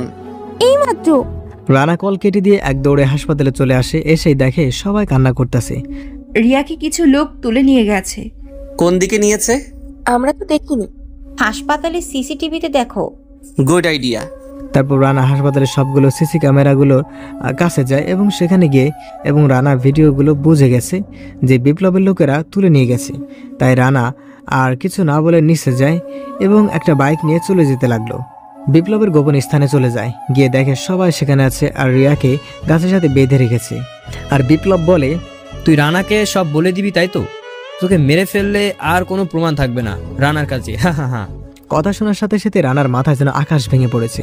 রানা তো নিজেকে কন্ট্রোল করতে পারতেছে না, তবুও অনেক কষ্টে নিজেকে কন্ট্রোল করেছে তাদের মূল কথা শোনার জন্য। আমাদের হাতে যতক্ষণ ক্ষমতা আছে ততক্ষণ রানা আমাকে কিছুই করতে পারবে না। যদিও রানা আমার বাবাকে কিছুদিন আগে এমপি থেকে রাস্তায় নামিয়ে দিয়েছে, কিন্তু আজ সকালে আমার বাবা আবার এমপি হয়ে গেছে। রানা আড়াল থেকে সব শুনতে পেল। তারপর রানা সবার সামনে সবাই রানাকে দেখে রানার উপর ঝাঁপিয়ে পড়ে। শুরু হয়ে যায় তার সাথে মারামারি। রানা অনেকক্ষণ মারামারি করে। তারপর রানা বিপ্লবকে অনেক মারে, যার ফলে বিপ্লব মাটিতে পড়ে শুয়ে পড়ে। একটা ছুরি নিয়ে যায় তাহাকে মেরে ফেলার জন্য। এমন সময় মারিয়া এসে বলে, প্লিজ ভাইয়া, এই পশুটাকে মেরো না, তাহলে তুমি জেলে যাবে। ওকে কৌশলে মারতে হবে। তুমি ঠিক বলছো। তারপর রানা সবাইকে নিয়ে বাসায় চলে যায়। এদিকে বিপ্লবকে পুলিশ এসে হাসপাতালে নিয়ে যায়। কিছুক্ষণ পর তার বাবা এমপি সাহেব আসে। আমার ছেলেকে এইভাবে কে মেরেছে? জানি না স্যার, আমরা ওকে জঙ্গলে পেয়েছি। কোন জঙ্গলে? চকরি জঙ্গলে। তোমরা সেখানে গেলে কেন? একটা নাম্বার থেকে কল আসে, আমাদেরকে বলে বিপ্লব সেখানে আহত অবস্থায় শুয়ে আছে। তাই আমরা সেখানে গিয়েছিলাম। গিয়ে দেখি সত্যি। আমার ছেলে এখন কই? আঘাত একটু বেশি হয়েছে, যার কারণে সে এখন কোমায় আছে। হট? জি স্যার, আগামী 2 থেকে 4 মাসের মধ্যে কোমা থেকে আসতে পারে বলে মনে হয় না। তারপর এমপি সাহেব তার বাসায় চলে যায়। তার মাথায় প্রচন্ড আগুন। এদিকে রানা রিয়াকে জিজ্ঞেস করে, অনু আত্মহত্যা করেছে কেন? তাহলে শুনুন, অতীত একদিন অনু আর রিয়া কলেজের সামনে দাঁড়িয়ে আছে। এমন সময় বিপ্লব অনুদের কাছে আসে। কলেজে নতুন নাকি সুন্দরী? ছি, কিন্তু কেন? তোমাকে আমার খুব ভালো লেগেছে, চলো না দুজনে একটু ছাদে যাই। আমি আপনার সাথে সাথে যাব কেন? তোমার থেকে একটু মজা নিব, বেশি না, অল্প একটু। কি বলেন এইসব? আপনার ঘরে কি কোনো মেয়ে মানুষ নেই? এমন সময় স্যার চলে আসে আর তখন বিপ্লব তার লোকগুলোকে নিয়ে চলে যায়। আমি পুলিশকে সব জানাবো। পুলিশ তোর কথা বিশ্বাস করবে না প্রমাণ না থাকলে। প্রমাণ পাবো কই? আরে এই ছেলেকে আমি চিনি ভালো করে, 2 দিন নজরে রাখলে অনেক প্রমাণ পাওয়া যাবে। ওকে, তাহলে শুরু এখন থেকে। ওকে। তারপর তাহারা বাসায় চলে যায়। অনু বাসায় বসে বসে টিভি দেখতেছে আর রিয়া বিপ্লবকে ফলো করতে গিয়ে যা দেখলো। প্লিজ আমাকে ছেড়ে দাও। ছাড়বো তো তোকে, কিন্তু একটু মজা নিয়ে নি। তারপর বিপ্লব সামিয়াকে ধর্ষণ করে, ইচ্ছে মতো ধর্ষণ করে তাহাকে মেরে ফেলে। তাহাকে মেরে জঙ্গলের ভিতরে মাটি চাপা দেয়। রিয়া সবগুলো ভিডিও করে ফেলে। বিপ্লবের লোকদের মধ্যে একজন রিয়াকে দেখে ফেলে, তাই সবাই রিয়াকে দৌড়াচ্ছে। রিয়া অনুকে কল দেয়। অনু, তোর ফোনে একটা ভিডিও পাঠাচ্ছি, তুই ওটা নিয়ে থানায় গেলে বিপ্লবকে পুলিশ অ্যারেস্ট করবে। তুই কোথায় যাচ্ছিস? আমাকে বিপ্লবের লোকেরা তাড়া করতেছে। বিপ্লব এইমাত্র একটা মেয়েকে ধর্ষণ করে মেরে ফেলে, তা আমি ভিডিও করেছি। আর শোন, তুই ভিডিওটা তোর গ্যালারিতে সেভ করে নিস, না হলে তোকে ধরে ফেলবে বিপ্লব, আর আমি তোকে কয়েকদিনের জন্য ব্লক করে রাখবো। ওকে? আচ্ছা ঠিক আছে, আর আমি ভিডিওটা আমার মেইলে সেভ করেও রাখতেছি। ওকে? গুড। কিছুক্ষণ পর রিয়াকে ধরে ফেলে বিপ্লব এর লোকেরা। ধরে রিয়াকে জঙ্গলে তাহাদের আস্তানা নিয়ে যায়। রিয়ার মোবাইল থেকে ভিডিওটা ডিলিট করে ফেলে আর রিয়াকে গাছের সাথে বেঁধে রাখে। এদিকে অনু পরের দিন বিকালে থানায় যায়। স্যার, বিপ্লব একটা মেয়েকে ধর্ষণ করে মেরে ফেলেছে। এমপি সাহেবের ছেলে বিপ্লব স্যার? জি। আপনি বললে আমি বিশ্বাস করব? আমি জানি আপনি করবেন না, তাই তো আমি প্রমাণ সহ নিয়ে আসছি। কই দেখি। তারপর অনু পুলিশকে ভিডিওটা দেখায়। পুলিশ তো দেখার সাথে সাথে অবস্থা খারাপ। আচ্ছা, আপনি এখন একটা দরখাস্ত করে যান, কালকে এসে কেস লিখিয়েন। আচ্ছা। অনু একটা দরখাস্ত লিখে চলে যায়। অনু চলে যাওয়ার পরই পুলিশ বিপ্লবকে কল দেয়। স্যার, আপনি কালকে রাতে একটা মায়ার থেকে মজা নিয়েছেন আর স্যার, আপনি কালকে রাতে একটা মায়া থেকে মজা নিয়েছেন আর মেয়েটা মারা গেছে, সেই বিষয়ে ভিত্তি করে একটা সুন্দরী মায়া আপনার নামে কেস লিখতে আসছে। কি বলোস তুই এসব? জি স্যার, আমি কেস লিখিনি, বলেছি কালকে আসলে কেস লিখবো। আপনাকে না জানিয়ে কেস লিখবো কেন? কালকে বিকেলে আসবে সেই মেয়ে। ওকে, ঠিক আছে। তারপর বিপ্লব রিয়ার কাছে যায়। তুই কাকে ভিডিও দিয়েছিস সত্যি করে বল। আমি কাউকে ভিডিও দেইনি। আচ্ছা, তাহলে কালকেই সেই মেয়েকে আমি ধর্ষণ করব। ভাইয়া, আমার বান্ধবীকে কিছু কইরেন না প্লিজ ভাইয়া। তার মানে সে তোর বান্ধবী? জি। এখন থেকে প্রতিদিন রাতে তোকে ব্যবহার করব, আর যদি এখান থেকে পালাস তাহলে তোকে মেরে ফেলবো। পরের দিন সকালে বাড়িতে সবাই হই হুল্লোড় করতেছে, বিয়ে বাড়ি বলে কথা, কিন্তু অনু টেনশনে আছে কখন বিকেল হবে। তাই সে বিকেলে থানায় যায়। যাওয়ার পর, স্যার আমার কেসটা লিখুন, আমার তাড়া আছে। আমি এই কেস লিখবো না। কেন নেবেন না শুনি? আপনাদেরকে সরকার মাসে মাসে টাকা দেয় কিছু না। তুই যে সরকারের বেতনের কথা বলছিস, সেই বেতনে আমার মোবাইলের খরচও হয় না। কিন্তু তোর কথা কালকে বিপ্লব বসকে বলেছি, তখন বিপ্লব বস আমাকে 10 লক্ষ টাকা দিয়েছে। আমি কোর্টে গিয়ে তোদের নামে অভিযোগ করব। সেই সময়টুকু পেলে তো তুই সবাইকে ধরো আর বিপ্লব বসকে কল দাও। তখন অনু থানা থেকে পালিয়ে যায়। রাস্তায় থানাকে কল দেয়, কিন্তু সে ব্যস্ত থাকার কারণে কল রিসিভ করে না। কিছুটা যাওয়ার পর নির্জন একটা জায়গায় বিপ্লব ওর তার পোলাপান অনুর সামনে এসে দাঁড়ায়। অনু মোবাইলটা নিজের বুকের ভিতরে লুকিয়ে ফেলে। তোর সাহস আছে রে, তুই আমার নামে থানায় মামলা করতে গিয়েছিস? আমি আমার ভুল স্বীকার করছি, প্লিজ আমায় যেতে দাও। তুই তো যাবি, কিন্তু আমি যে তোকে একটু আদর করব তারপর যাবি। প্লিজ আমায় নষ্ট করো না, কাল আমার বিয়ে। আরে একটু করব। তারপর সবাই অনুর উপর ঝাঁপিয়ে পড়ে, অনুকে জোর করে তারা ধর্ষণ করে। কথাগুলো শুনে সবার চোখে পানি চলে আসে। আচ্ছা, বিপ্লবের সাথে কিভাবে লড়া যায়? তুমি তার বাবার বিপক্ষে এমপিতে দাঁড়াও, তারপর দেখবে খেলা কাকে বলে। ঠিক বলছো, সামনে ভোট আসতেছে। তারপর যে যার মতো বাসায় চলে যায়। কোহলি নিজের বাসায় গিয়ে রানাকে নিয়ে ভাবতে থাকে। কোহলি তো রানার প্রেমে পড়ে গেল। যে ছেলেটা মেয়েদের জন্য এত কিছু করতে পারে, সে তো নিজের বউয়ের জন্য এর থেকেও অনেক বেশি করবে নিশ্চিত। দেখ, আমি কি রানার প্রেমে পড়ে গেলাম নাকি? সত্যি বলতে আমি রানাকে ভালোবেসে ফেলেছি, কিন্তু তাকে তো সত্যি সত্যি বলতে পারবো না। তাহলে এক কাজ করি, একটা চিঠি লিখে প্রপোজ করি, তাহলে ভালো হবে। তারপর আর কি, যা ভাবা তা শুরু। কোহলি একটা চিঠি লিখে ফেলে। চিঠির ভিতরে তার মনের সব কথা কবিতার মাধ্যমে তুলে ধরেছে। পরের দিন সকালে রানা কলেজে যায়, সাথে মিষ্টি ও নিপা। রানা ক্লাসে বই রেখে বাইরে আসে, এক রুমে বাতাস খেতে ওদেরকে বলে, কিন্তু রানা আসে কোহলি আসবে তা দেখতে। কিছুক্ষণ পর কোহলির গাড়ি চলে আসে। কোহলি আজকে শাড়ি পরে এসেছে। রানা তো কোহলিকে দেখে একদম হা হয়ে তাকিয়ে আছে। শুধু রানা নয়, সকল ছেলে হা করে তাকিয়ে আছে, কারণ কোহলি এতদিন সাজুগুজু না করে কলেজ আসতো, কিন্তু আজকে একটু সাজুগুজু করেছে। ঠোঁটে হালকা লিপস্টিক, মুখে হালকা মেকআপ, তারপর চোখে কাজল, হাতে নীল চুড়ি, নীল শাড়ি, নীল জুতা, সব কিছুতে মনে হচ্ছে একটা পরী এসেছে কলেজে। রানা হা করে তাকিয়ে আছে, তা দেখে কোহলি মুস্কি মুস্কি হাসতেছে।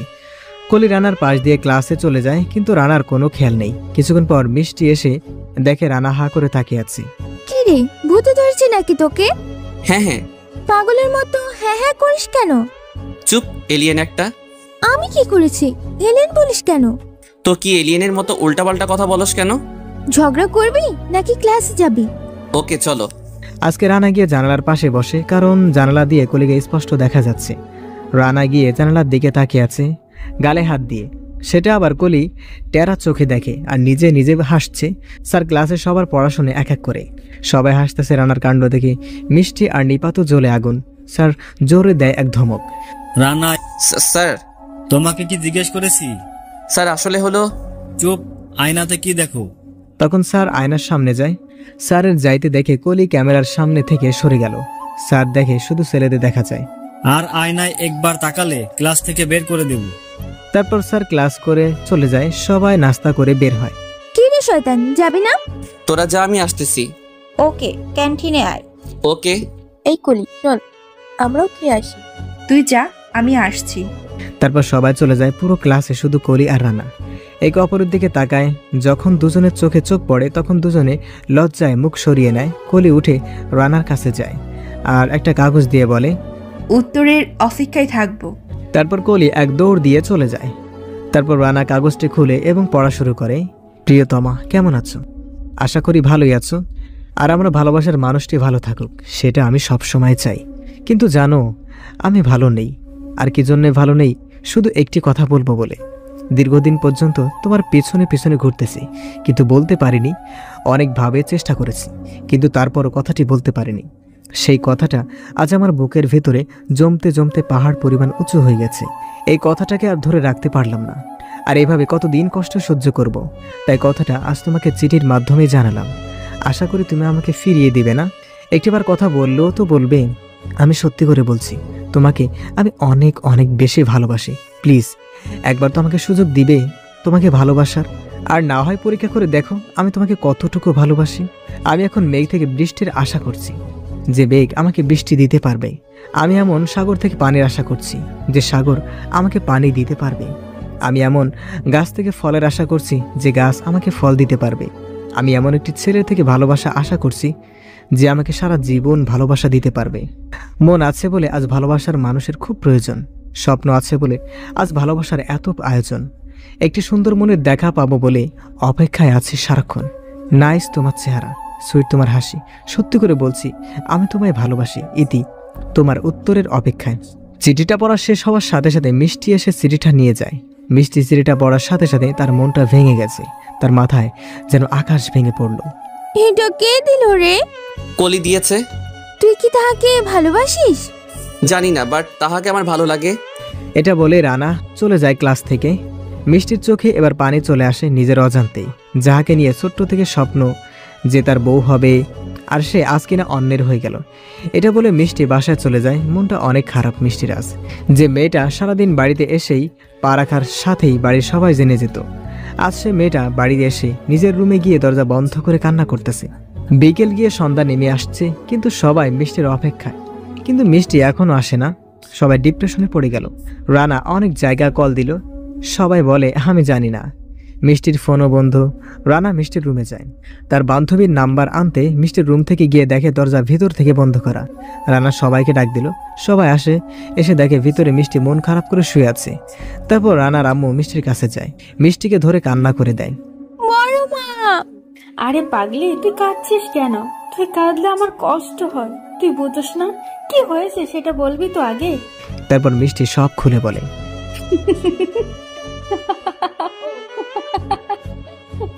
আমার মন ভেঙে গেল, আর তুমি হাসছো।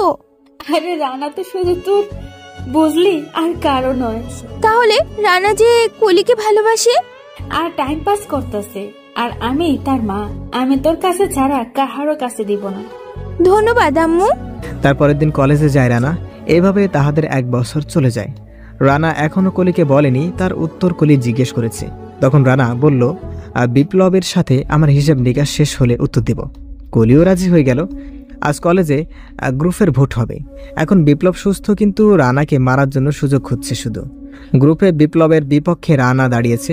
এবার স্যাররা সবাই রানাকে সাপোর্ট করে, কিন্তু বিপ্লবের বাবার ভয়ে বিপ্লবের কথা বলে। কলেজের 90% ছাত্রছাত্রী রানাকে সাপোর্ট করে।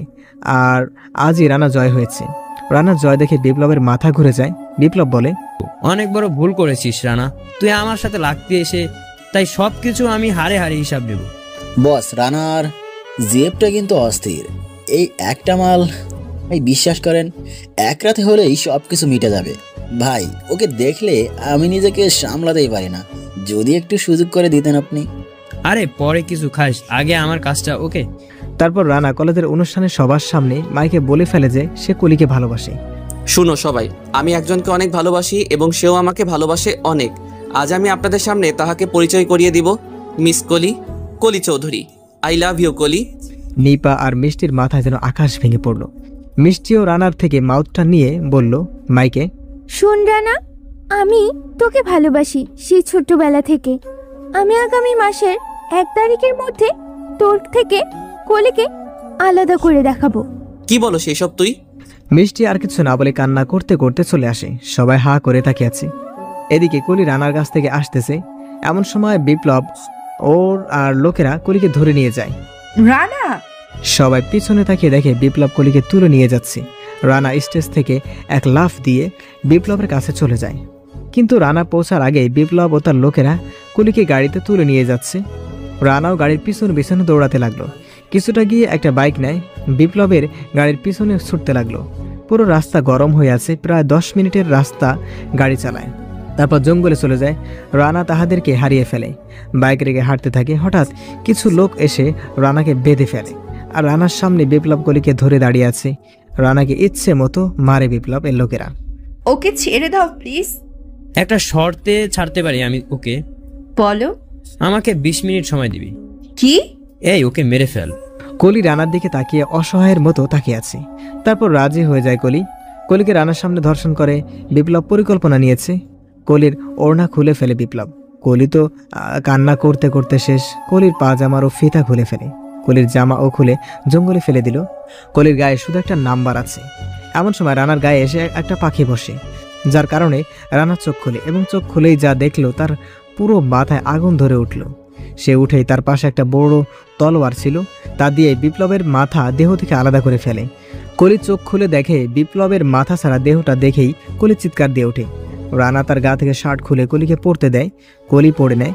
তারপর রানা সবাইকে কলা গাছের মতো কাটতে শুরু করলো। 10 মিনিটের মধ্যে 30 জনের মাথা শরীর থেকে আলাদা করে নেয়। মাথা কোথায় গিয়ে পড়েছে তা কেউ জানে না। তারপর রানা চলে যায় হাসপাতালে। হাসপাতালে গিয়ে হালকা ব্যান্ডেজ করে আর মেডিসিন নেয়। তারপর কলিকে তার বাসার সামনে নিয়ে দিয়ে বলে, কলি আমাকে ভালোবাসো? অনেক ভালোবাসি। তাহলে কাল আমায় বিয়ে করবে? কাল? কালই। কাউকে জানাবো না। আমি তোমার জন্য কাজী অফিসের সামনে ঠিক সকাল 10টায় অপেক্ষা করব। তুমি চলে আসিও। ওকে, আসবো। তুমি থাকিও। এদিকে মিষ্টি বাসায় গিয়ে ব্যাগ গোছাতে শুরু করলো। কি রে, কোথায় যাবি? ব্যাগ গোছাস কেন? কি জিজ্ঞেস করেছি আমি? গ্রামে চলে যাব। কেন? এই শহরে আমি আর এক মুহূর্ত থাকতে পারবো না, তাহলে আমি মরে যাব। কি হয়েছে? কিছু হয়নি, তোমার ছেলেকে কলির সাথে বিয়ে দিয়ে দাও। মিষ্টি আর কিছু না বলে চলে গেল। বড় মা অনেক ডাকলো, কিন্তু মিষ্টি কোনো সাড়া দিল না। মিষ্টি কখনো গ্রামে একা যায়নি, সে শহরের রাস্তা ভালো করে চিনেও না।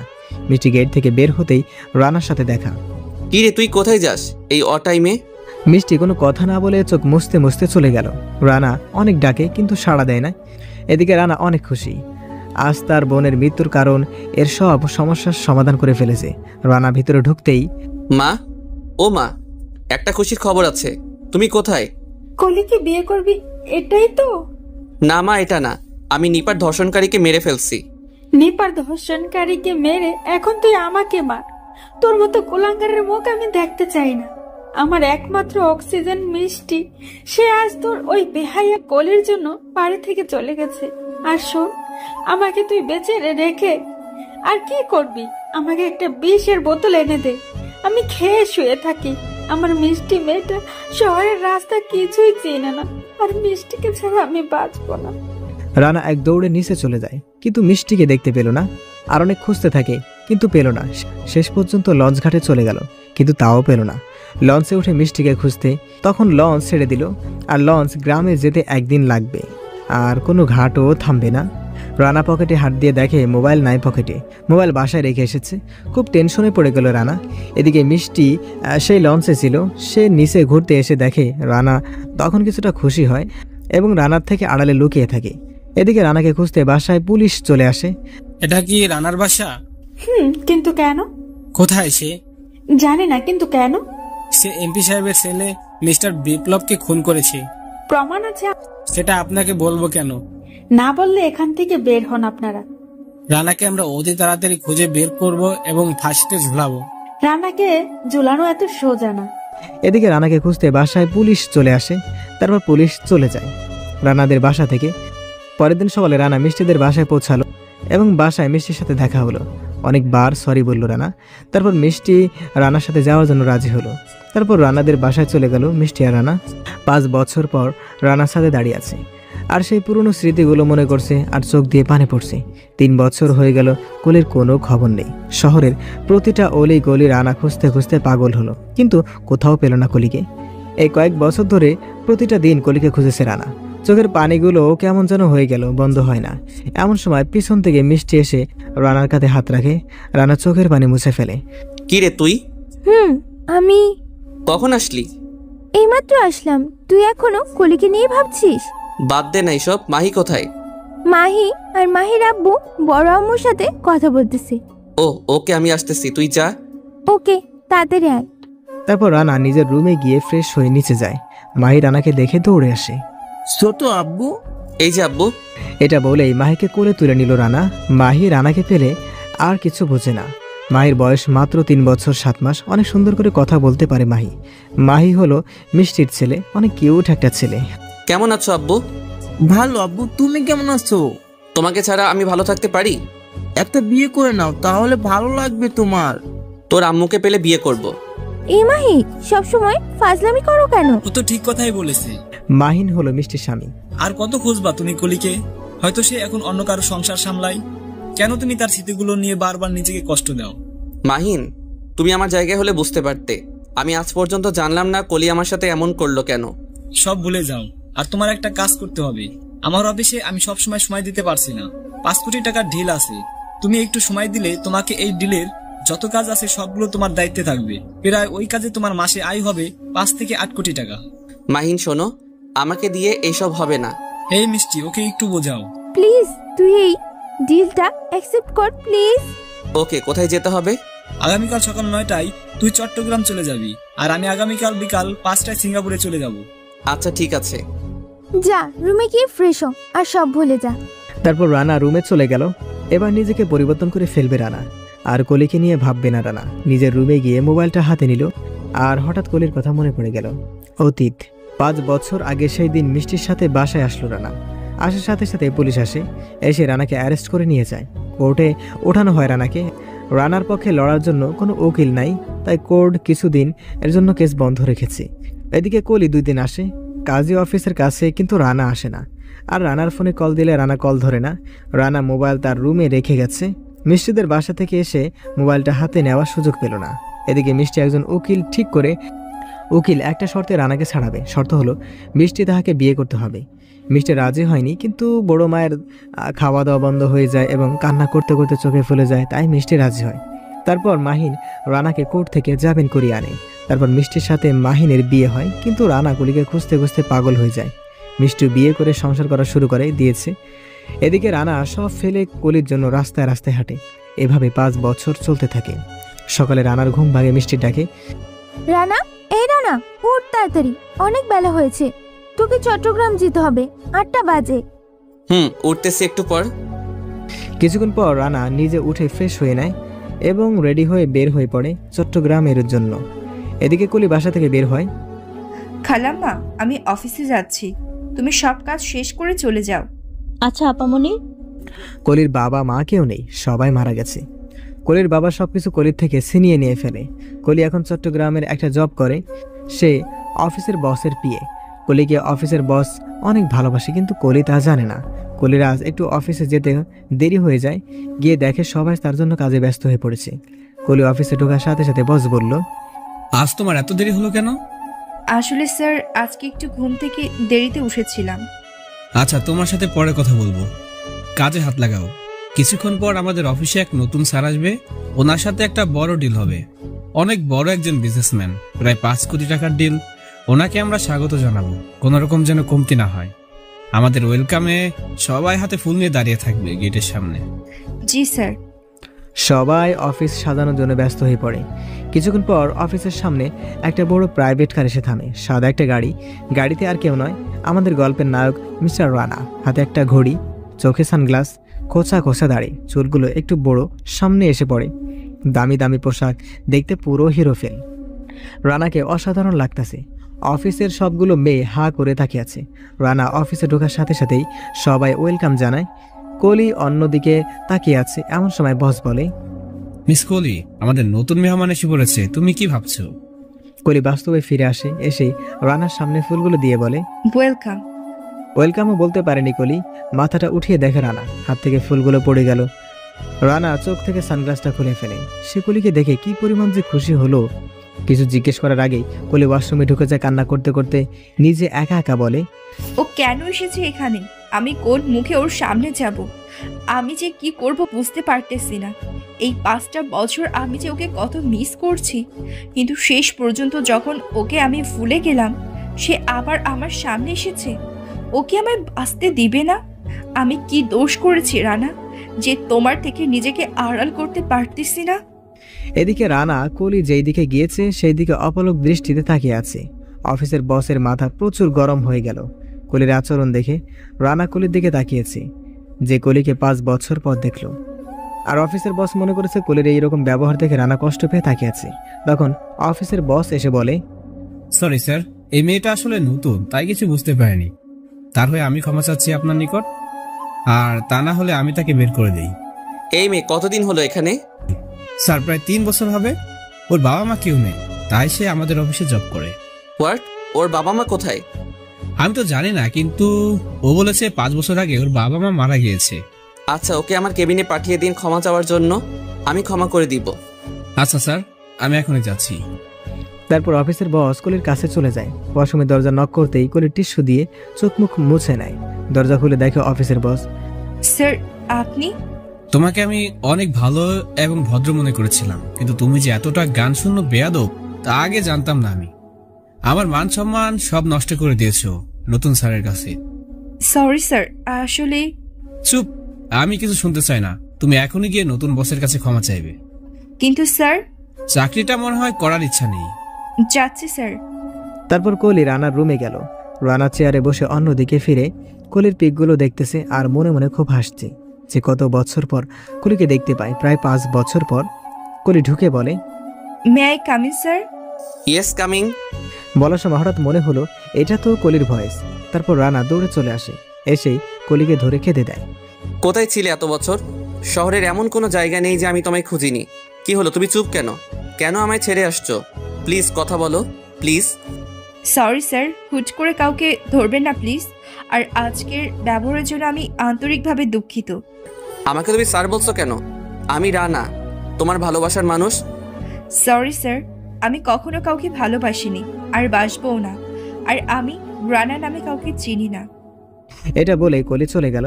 রানা অনেক ডাকে কিন্তু কলি পিছন ফিরে তাকায়নি। কলি এক দৌড়ে চলে আসে বাসায়। এসেই নিজের রুমে ঢুকে কান্না করতে করতে বলে, ও আমায় বাঁচতে দিবে না। আমি যে ওকে চাই না সেটাও বুঝে না কেন? আল্লাহ প্লিজ ওকে তুমি এখান থেকে নিয়ে যাও। আমাকে একটু শান্তিতে থাকতে দাও। ওর মুখ আমি দেখতে চাই না।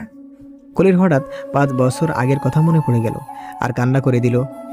কেন আমার সাথে এমন হয়? কেন, কি দোষ করেছি আমি? এদিকে রানা অফিসে বসে আছে।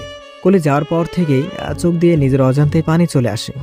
কেন তুমি আমাকে এত ঘৃণা করছো আমি তা জানি না, কিন্তু যখন তোমার দেখা পেয়েছি তোমাকে রেখে আর যাবো না, সাথে করে নিয়ে যাব। কিন্তু কেন তুমি আমায় এত অবহেলা করছো তা আমি এখনো বুঝিনি। তারপর রানা একটা রুম ভাড়া নেয়, তারপর সেখানে চলে যায়। পরের দিন সকালে রানা অফিসে একটা ডিল ফাইনাল করতেছে প্রায় 50 লক্ষ টাকা। এমন সময় কলি অফিসে আসে। তখন রানা সবার সামনে কলিকে ডাক দেয়, এই যে ম্যাডাম, এইদিকে আসুন। তারপর কলি চলে আসে সেখানে। তারপর অফিসের বস বলে, স্যার ওর নাম কলি, আপনি কলি বলে ডাকতে পারেন, কোনো সমস্যা নেই। ও আচ্ছা আচ্ছা, আমার একজন পিএম লাগবে। আচ্ছা স্যার, কলিকে দিলে কেমন হয়? ওকে, আপনার যেটা ভালো মনে হয়। তারপর কলি রানার পিএম না হওয়া ইচ্ছা থাকা সত্ত্বেও পিএম হতে হলো। তারপর কলিকে রানার রুমে পাঠানো হলো। কলি রানার রুমে ঢোকার সাথে সাথে দরজা বন্ধ করে ফেলে। কি ব্যাপার স্যার, আপনি দরজা বন্ধ করছেন কেন? আবার স্যার? তারপর কলি রানার কাছে এসেই কলির হাত দুটো ধরে কেঁদে দেয় এবং বলে, প্লিজ কলি, ফিরে এসো আমার দুনিয়ায়। তোমাকে ছাড়া আমি শূন্য। আমার আকাশে তুমি না থাকলে রৌদ্র ও সূর্য ওঠে না। তুমি না থাকলে আমি একদমই একা। প্লিজ ফিরে এসো। কলি কিছু বলছে না, শুধু তাকিয়ে আছে। তারপর রানা কলির পায়ে পড়ে যায়, কিন্তু কলি কিছুই বলছে না। রানা তো কান্না করতেছে। তখন কলি বলে, প্লিজ স্যার আমায় ছাড়ুন, আমার কাজ আছে, প্লিজ ছাড়ুন। তারপর ও রান্নার কান্না থামাচ্ছে না। তখন কলি রানাকে উঠিয়ে কষিয়ে একটা থাপড় দেয় আর বলে, নেক্সট টাইমে যদি আপনি আমার সামনে আসেন তাহলে আপনি আমার মরা মুখ দেখবেন, বলে দিলাম। এটা বলেই কলি অফিস থেকে চলে গেল। রানা বুঝতে পারতেছে না কেন কলি তাকে এত ঘৃণা করতেছে। পরের দিন সকালে কলি অফিসে আসে। এসে দেখে তারপর বস রানা কলেজে আসেনি। কেন জানি তার মন খারাপ হয়ে গেল। হাজার খারাপ লাগলেও তো একদিন তাহাকে ভালোবেসেছে। কলি মনে করেছে হয়তো একটু পর আসবে, কিন্তু না, কলির ধারণা ভুল ছিল। কলি তার অফিসের বসের কাছে গেল। May I come in sir? আশা করি, বসো, কিছু বলবা? আসলে স্যার আমার অফিসে যে বড় স্যার আসছিল সে আজ এখন অফিসে আসেনি। কি বলো এসব তুমি? স্যার ঠিক আছেন তো? আমারও একই প্রশ্ন, তারপর অফিসের বস রানার নাম্বারে কল দেয়, কিন্তু রানা কল রিসিভ করে না। কি হলো স্যার? কল তো ধরছে না। তা এখন কি করবেন? সে যেখানে থাকে সেখানে আমরা যাব। সে কোথায় আর আমরা জানবো কিভাবে? সে কিছুটা দূরে একটা ফ্ল্যাটে ভাড়া থাকে। তারপর কলি আর তার বস রানার ফ্ল্যাটে যায়। গিয়ে দেখে দরজা খোলা আছে, কিন্তু ভেতরে কেউ নেই। তারা ভিতরে চলে যায়। তখন বাজে সকাল 11:30। কলি খুঁজতে খুঁজতে বেডরুমে গিয়ে দেখে রুমের ভিতরে সবকিছু এলোমেলো। রুমের ভিতরে বড় একটা আয়না ছিল, সেটা ভেঙে টুকরো টুকরো হয়ে গেছে। এদের বোঝা যায় রাতে কিছু একটা হয়েছে। কলি এগুলো ভাবতে ভাবতেই হঠাৎ নজর করে দেখে নিজে মরার মতো শুয়ে আছে রানা, আর তার হাতে চুরি, অপর হাতে কাটা দাগ। 3বার কলি লিখেছে, অনেক রক্ত পড়েছে। কলি তাড়াতাড়ি একটা রুমাল দিয়ে রানার হাত বেঁধে ফেলে, কারণ তার বস দেখলে সব বুঝে যাবে, তাই হাত বেঁধে দেয়। তারপর তার বসকে ডাক দিল। তারপর দুজনে ধরে রানাকে হাসপাতালে নিয়ে যায়। হাসপাতালে ডাক্তাররা বলতেছে অনেক রক্ত লাগবে। তারপর কলি তাকে রক্ত দেয়, কিন্তু তারপরও এখনো কোনো খবর নেই। ডাক্তার বলে, আল্লাহকে ডাকুন, এছাড়া আর কোনো পথ নেই, কারণ অবস্থা বেশি ভালো না ওনার। কলি এই কথা শুনে একদম ভেঙে পড়ে। সে মনে মনে ভাবলো তার জন্য সব হলো। তারপর কলি তার বাসায় চলে যায়। গিয়ে নামাজ পড়ে আল্লাহর কাছে অনেক কান্নাকাটি করে। দোয়া শেষ করে সে রানার পুরনো স্মৃতিগুলো নিয়ে কান্না করতে করতে বলে, সত্যি বলছি, আমি তোমাকে এখনো ভালোবাসি, কিন্তু তুমি সেদিন আমার সাথে যা করেছো তা মনে পড়লে তোমাকে আমি যতটা ভালোবাসি তার থেকে 1000 গুণ ঘৃণা করি। তুমি এতটা খারাপ হবে আমি কল্পনাও করতে পারিনি। আমি মানুষ চিনতে ভুল করেছি। তোমার এই কাজের জন্য আমার বাবা মা দুনিয়া থেকে চলে গেল, আর আমি এখন পথের ভিখার। সব তোমার জন্য। তারপরেও বলো, আমি কিভাবে তোমায় ভালোবাসি? তোমাকে আমি কিভাবে কাছে চাই বলো? তারপর কলি হাসপাতালে চলে যায়। গিয়ে দেখে রানা হাসপাতালে নেই। কলি খুঁজতে খুঁজতে পাগল হয়ে গেল, কিন্তু পেল না। তার মন সত্যি খারাপ হয়ে গেল। এখন সে কি করবে বুঝতে পারতেছে না। তারপর নার্সকে জিজ্ঞেস করে, এই বেডের লোক কোথায়? তার ওয়াইফ এসে নিয়ে গেছে, তাহাকে নাকি বড় ডাক্তার দেখাবে। হোয়াট? তার বউ মানে? জি, তার ওয়াইফ এসে নিয়ে গেছে। তার মানে রানা বিয়ে করে ফেলেছে? বিয়ে না করলে বউ আসবে কোথা থেকে? আচ্ছা, আপনাদের হাসপাতালে তো সিসিটিভি আছে, তার ফুটেজ কোথায় পাবো? সামনেই আছে। ওকে। তারপর কলি সামনে চলে যায়। গিয়ে সিসিটিভির লোকদেরকে বলে, ভাই 976 নম্বর কেবিনের সিসিটিভি ফুটেজটা একটু দেখাবে, 10 মিনিট আগের। তারপর লোকটি ফুটেজ দেখায়। তাও রানার সাথে সে নিপাকে দেখলো। তার মানে রানা তার বান্ধবী নিপাকে বিয়ে করলো। তারপর কলি নিজের বাসায় চলে যায়। গিয়ে আয়নার সামনে বসে কান্না করতেছে। হঠাৎ নিজেকেই বলল, আমি কেন ওই লুচ্চা ছেলের জন্য কান্না করি? তার তো মরে যাওয়াই, আমি তো যাচ্ছি। সে যদি বেঁচে থাকে তাহলে আরো কত মেয়ের জীবন নষ্ট করবে আমার মতো। চোখের পানি মুছে ফেলে কলি। আর এদিকে নিপা রানাকে রানার ফ্লাইটে নিয়ে যায়। হঠাৎ রানার কিছুটা জ্ঞান ফিরে। চোখ খুলে দেখে নিপা। কিরে তুই এখানে? তোকে অনেক খুঁজেছি, কিন্তু আমি পাইনি। কালকে আমি বাংলাদেশে এসেছি শুধু তোর আর কলির মাঝে যে ভুলটা আছে ওটা ভাঙানোর জন্য। কি বলিস তুই এসব? আর তুই কোথায় ছিলি যে বাংলাদেশে আসছিস?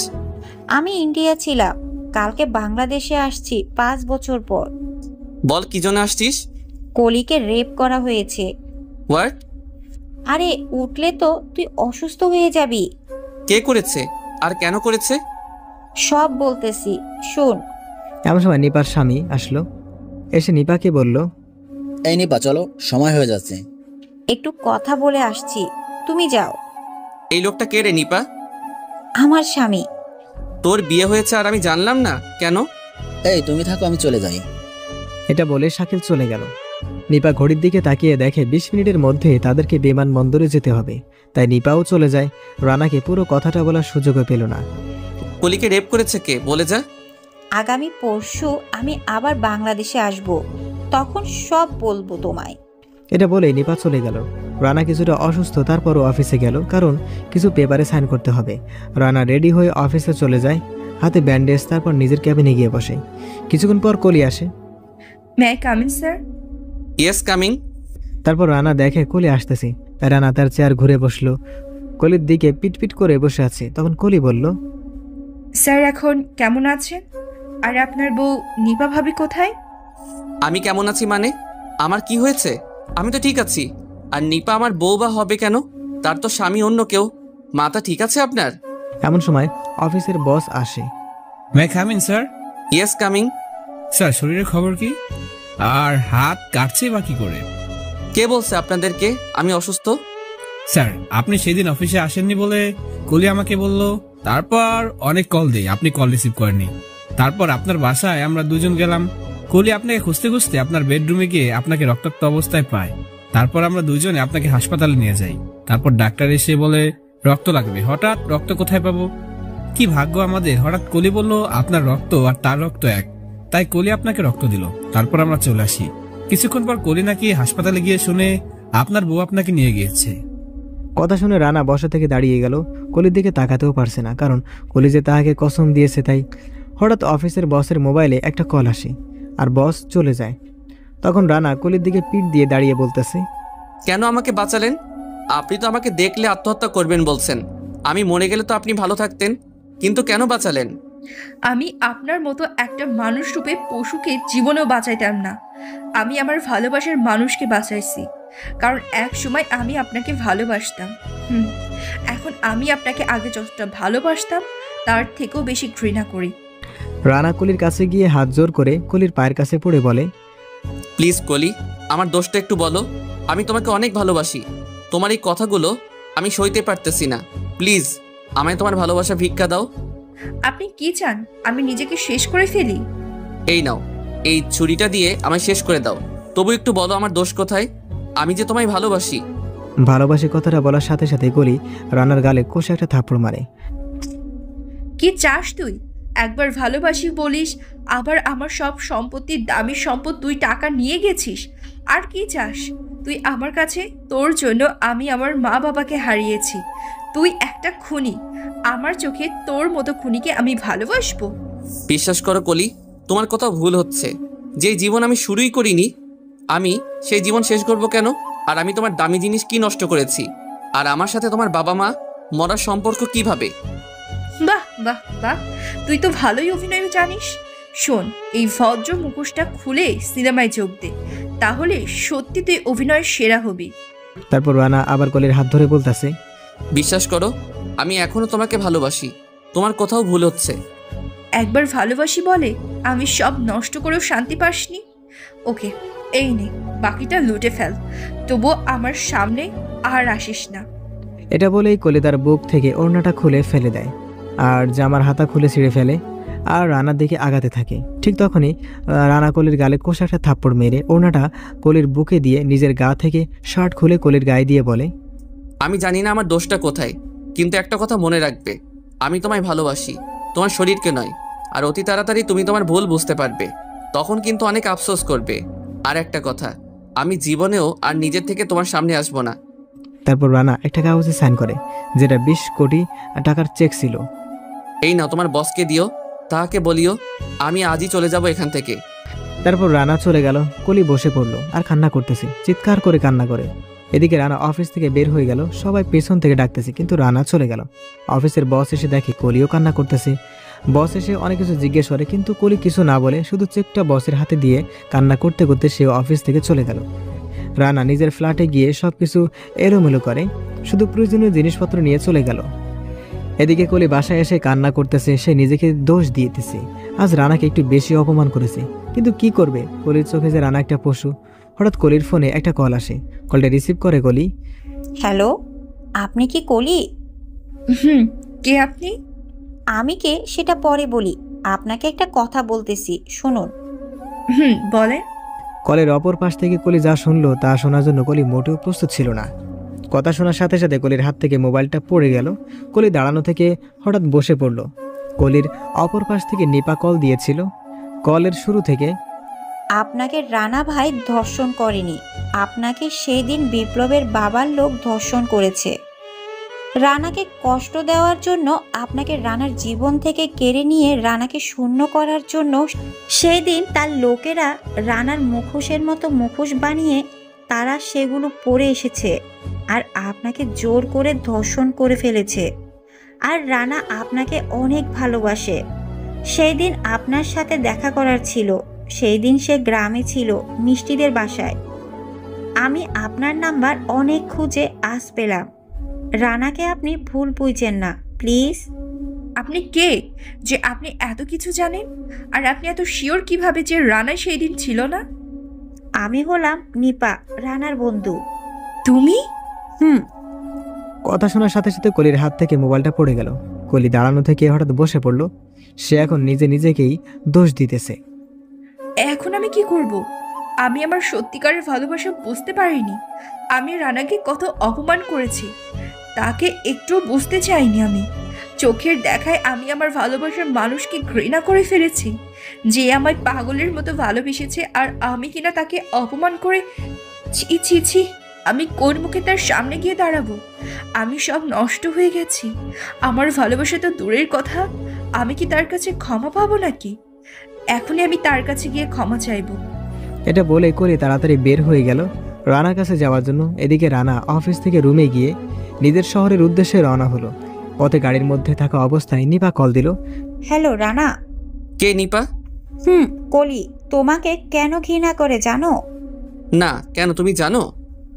একটু পিছনে চলে আসো। সেই দিন, যেই দিন তোমার কলির সাথে দেখা করার কথা ছিল, অতীত।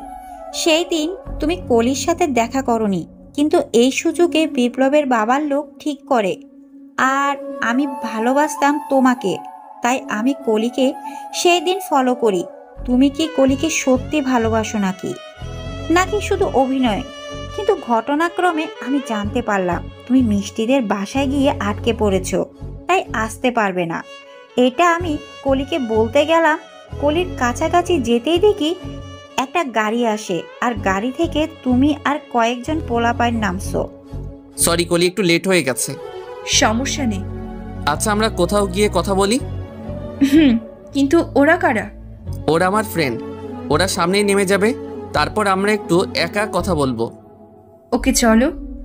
তারপর কলিকে নিয়ে তুমি গাড়িতে ওঠো। আমার ব্যাপারটা একটু সন্দেহ লেগেছে, তাই আমি আন্টিকে কল দিয়ে জিজ্ঞেস করি, হ্যালো আন্টি, রানা কোথায়?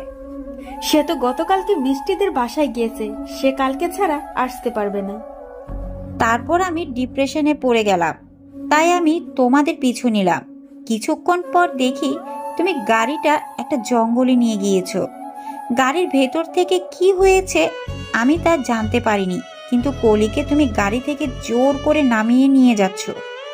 কলি তো চিৎকার দিয়েই যাচ্ছে, প্লিজ রানা, আমায় ছেড়ে দাও, আমি তোমায় ভালোবাসি।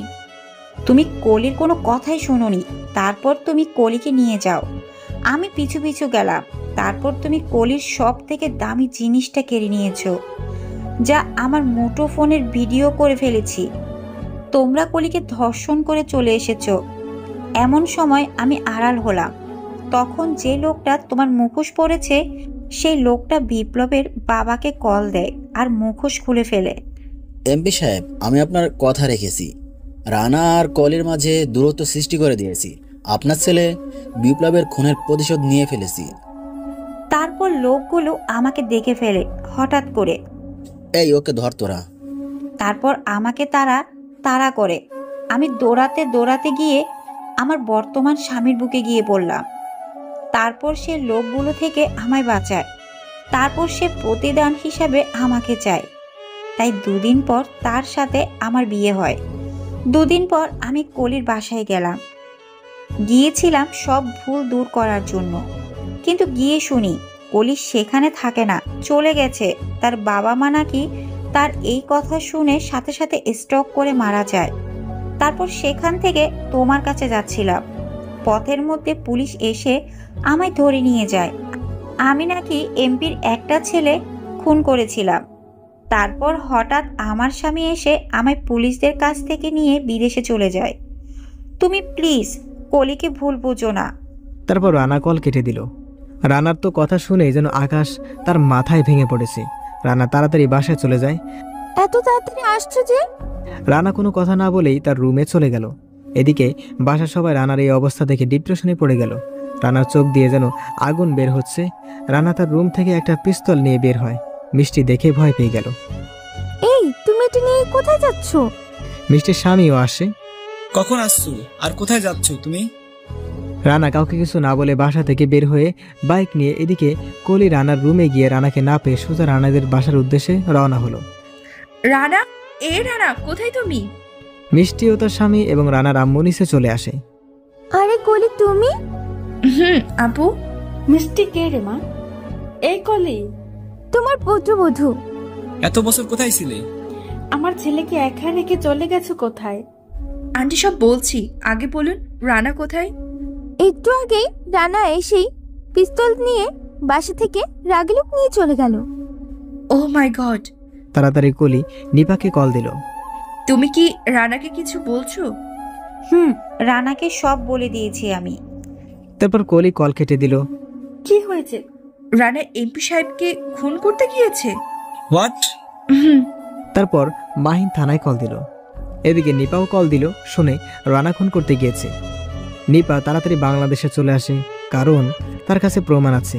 এদিকে রানা এমপিদের বাসায় চলে আসে, এসেই বাসার গেট ভেঙে ফেলে। এমপিদের বাসার সকল মাস্তানরা রানার সামনে চলে আসে, একে একে রানা সবাইকে গুলি করে, যার কারণে সবাই শুয়ে পড়ে।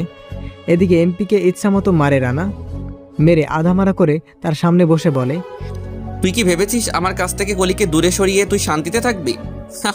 এত সোজা না। কিছুক্ষণ পর কলি এবং তার বাসার সবাই সেখানে উপস্থিত হয়। রানা বলে এমপিকে, শোন, তুই কলিকে তোর লোক দিয়ে নষ্ট করেছিস, তাই বলে আমি তাহাকে অবহেলা করব এত সহজ নয়।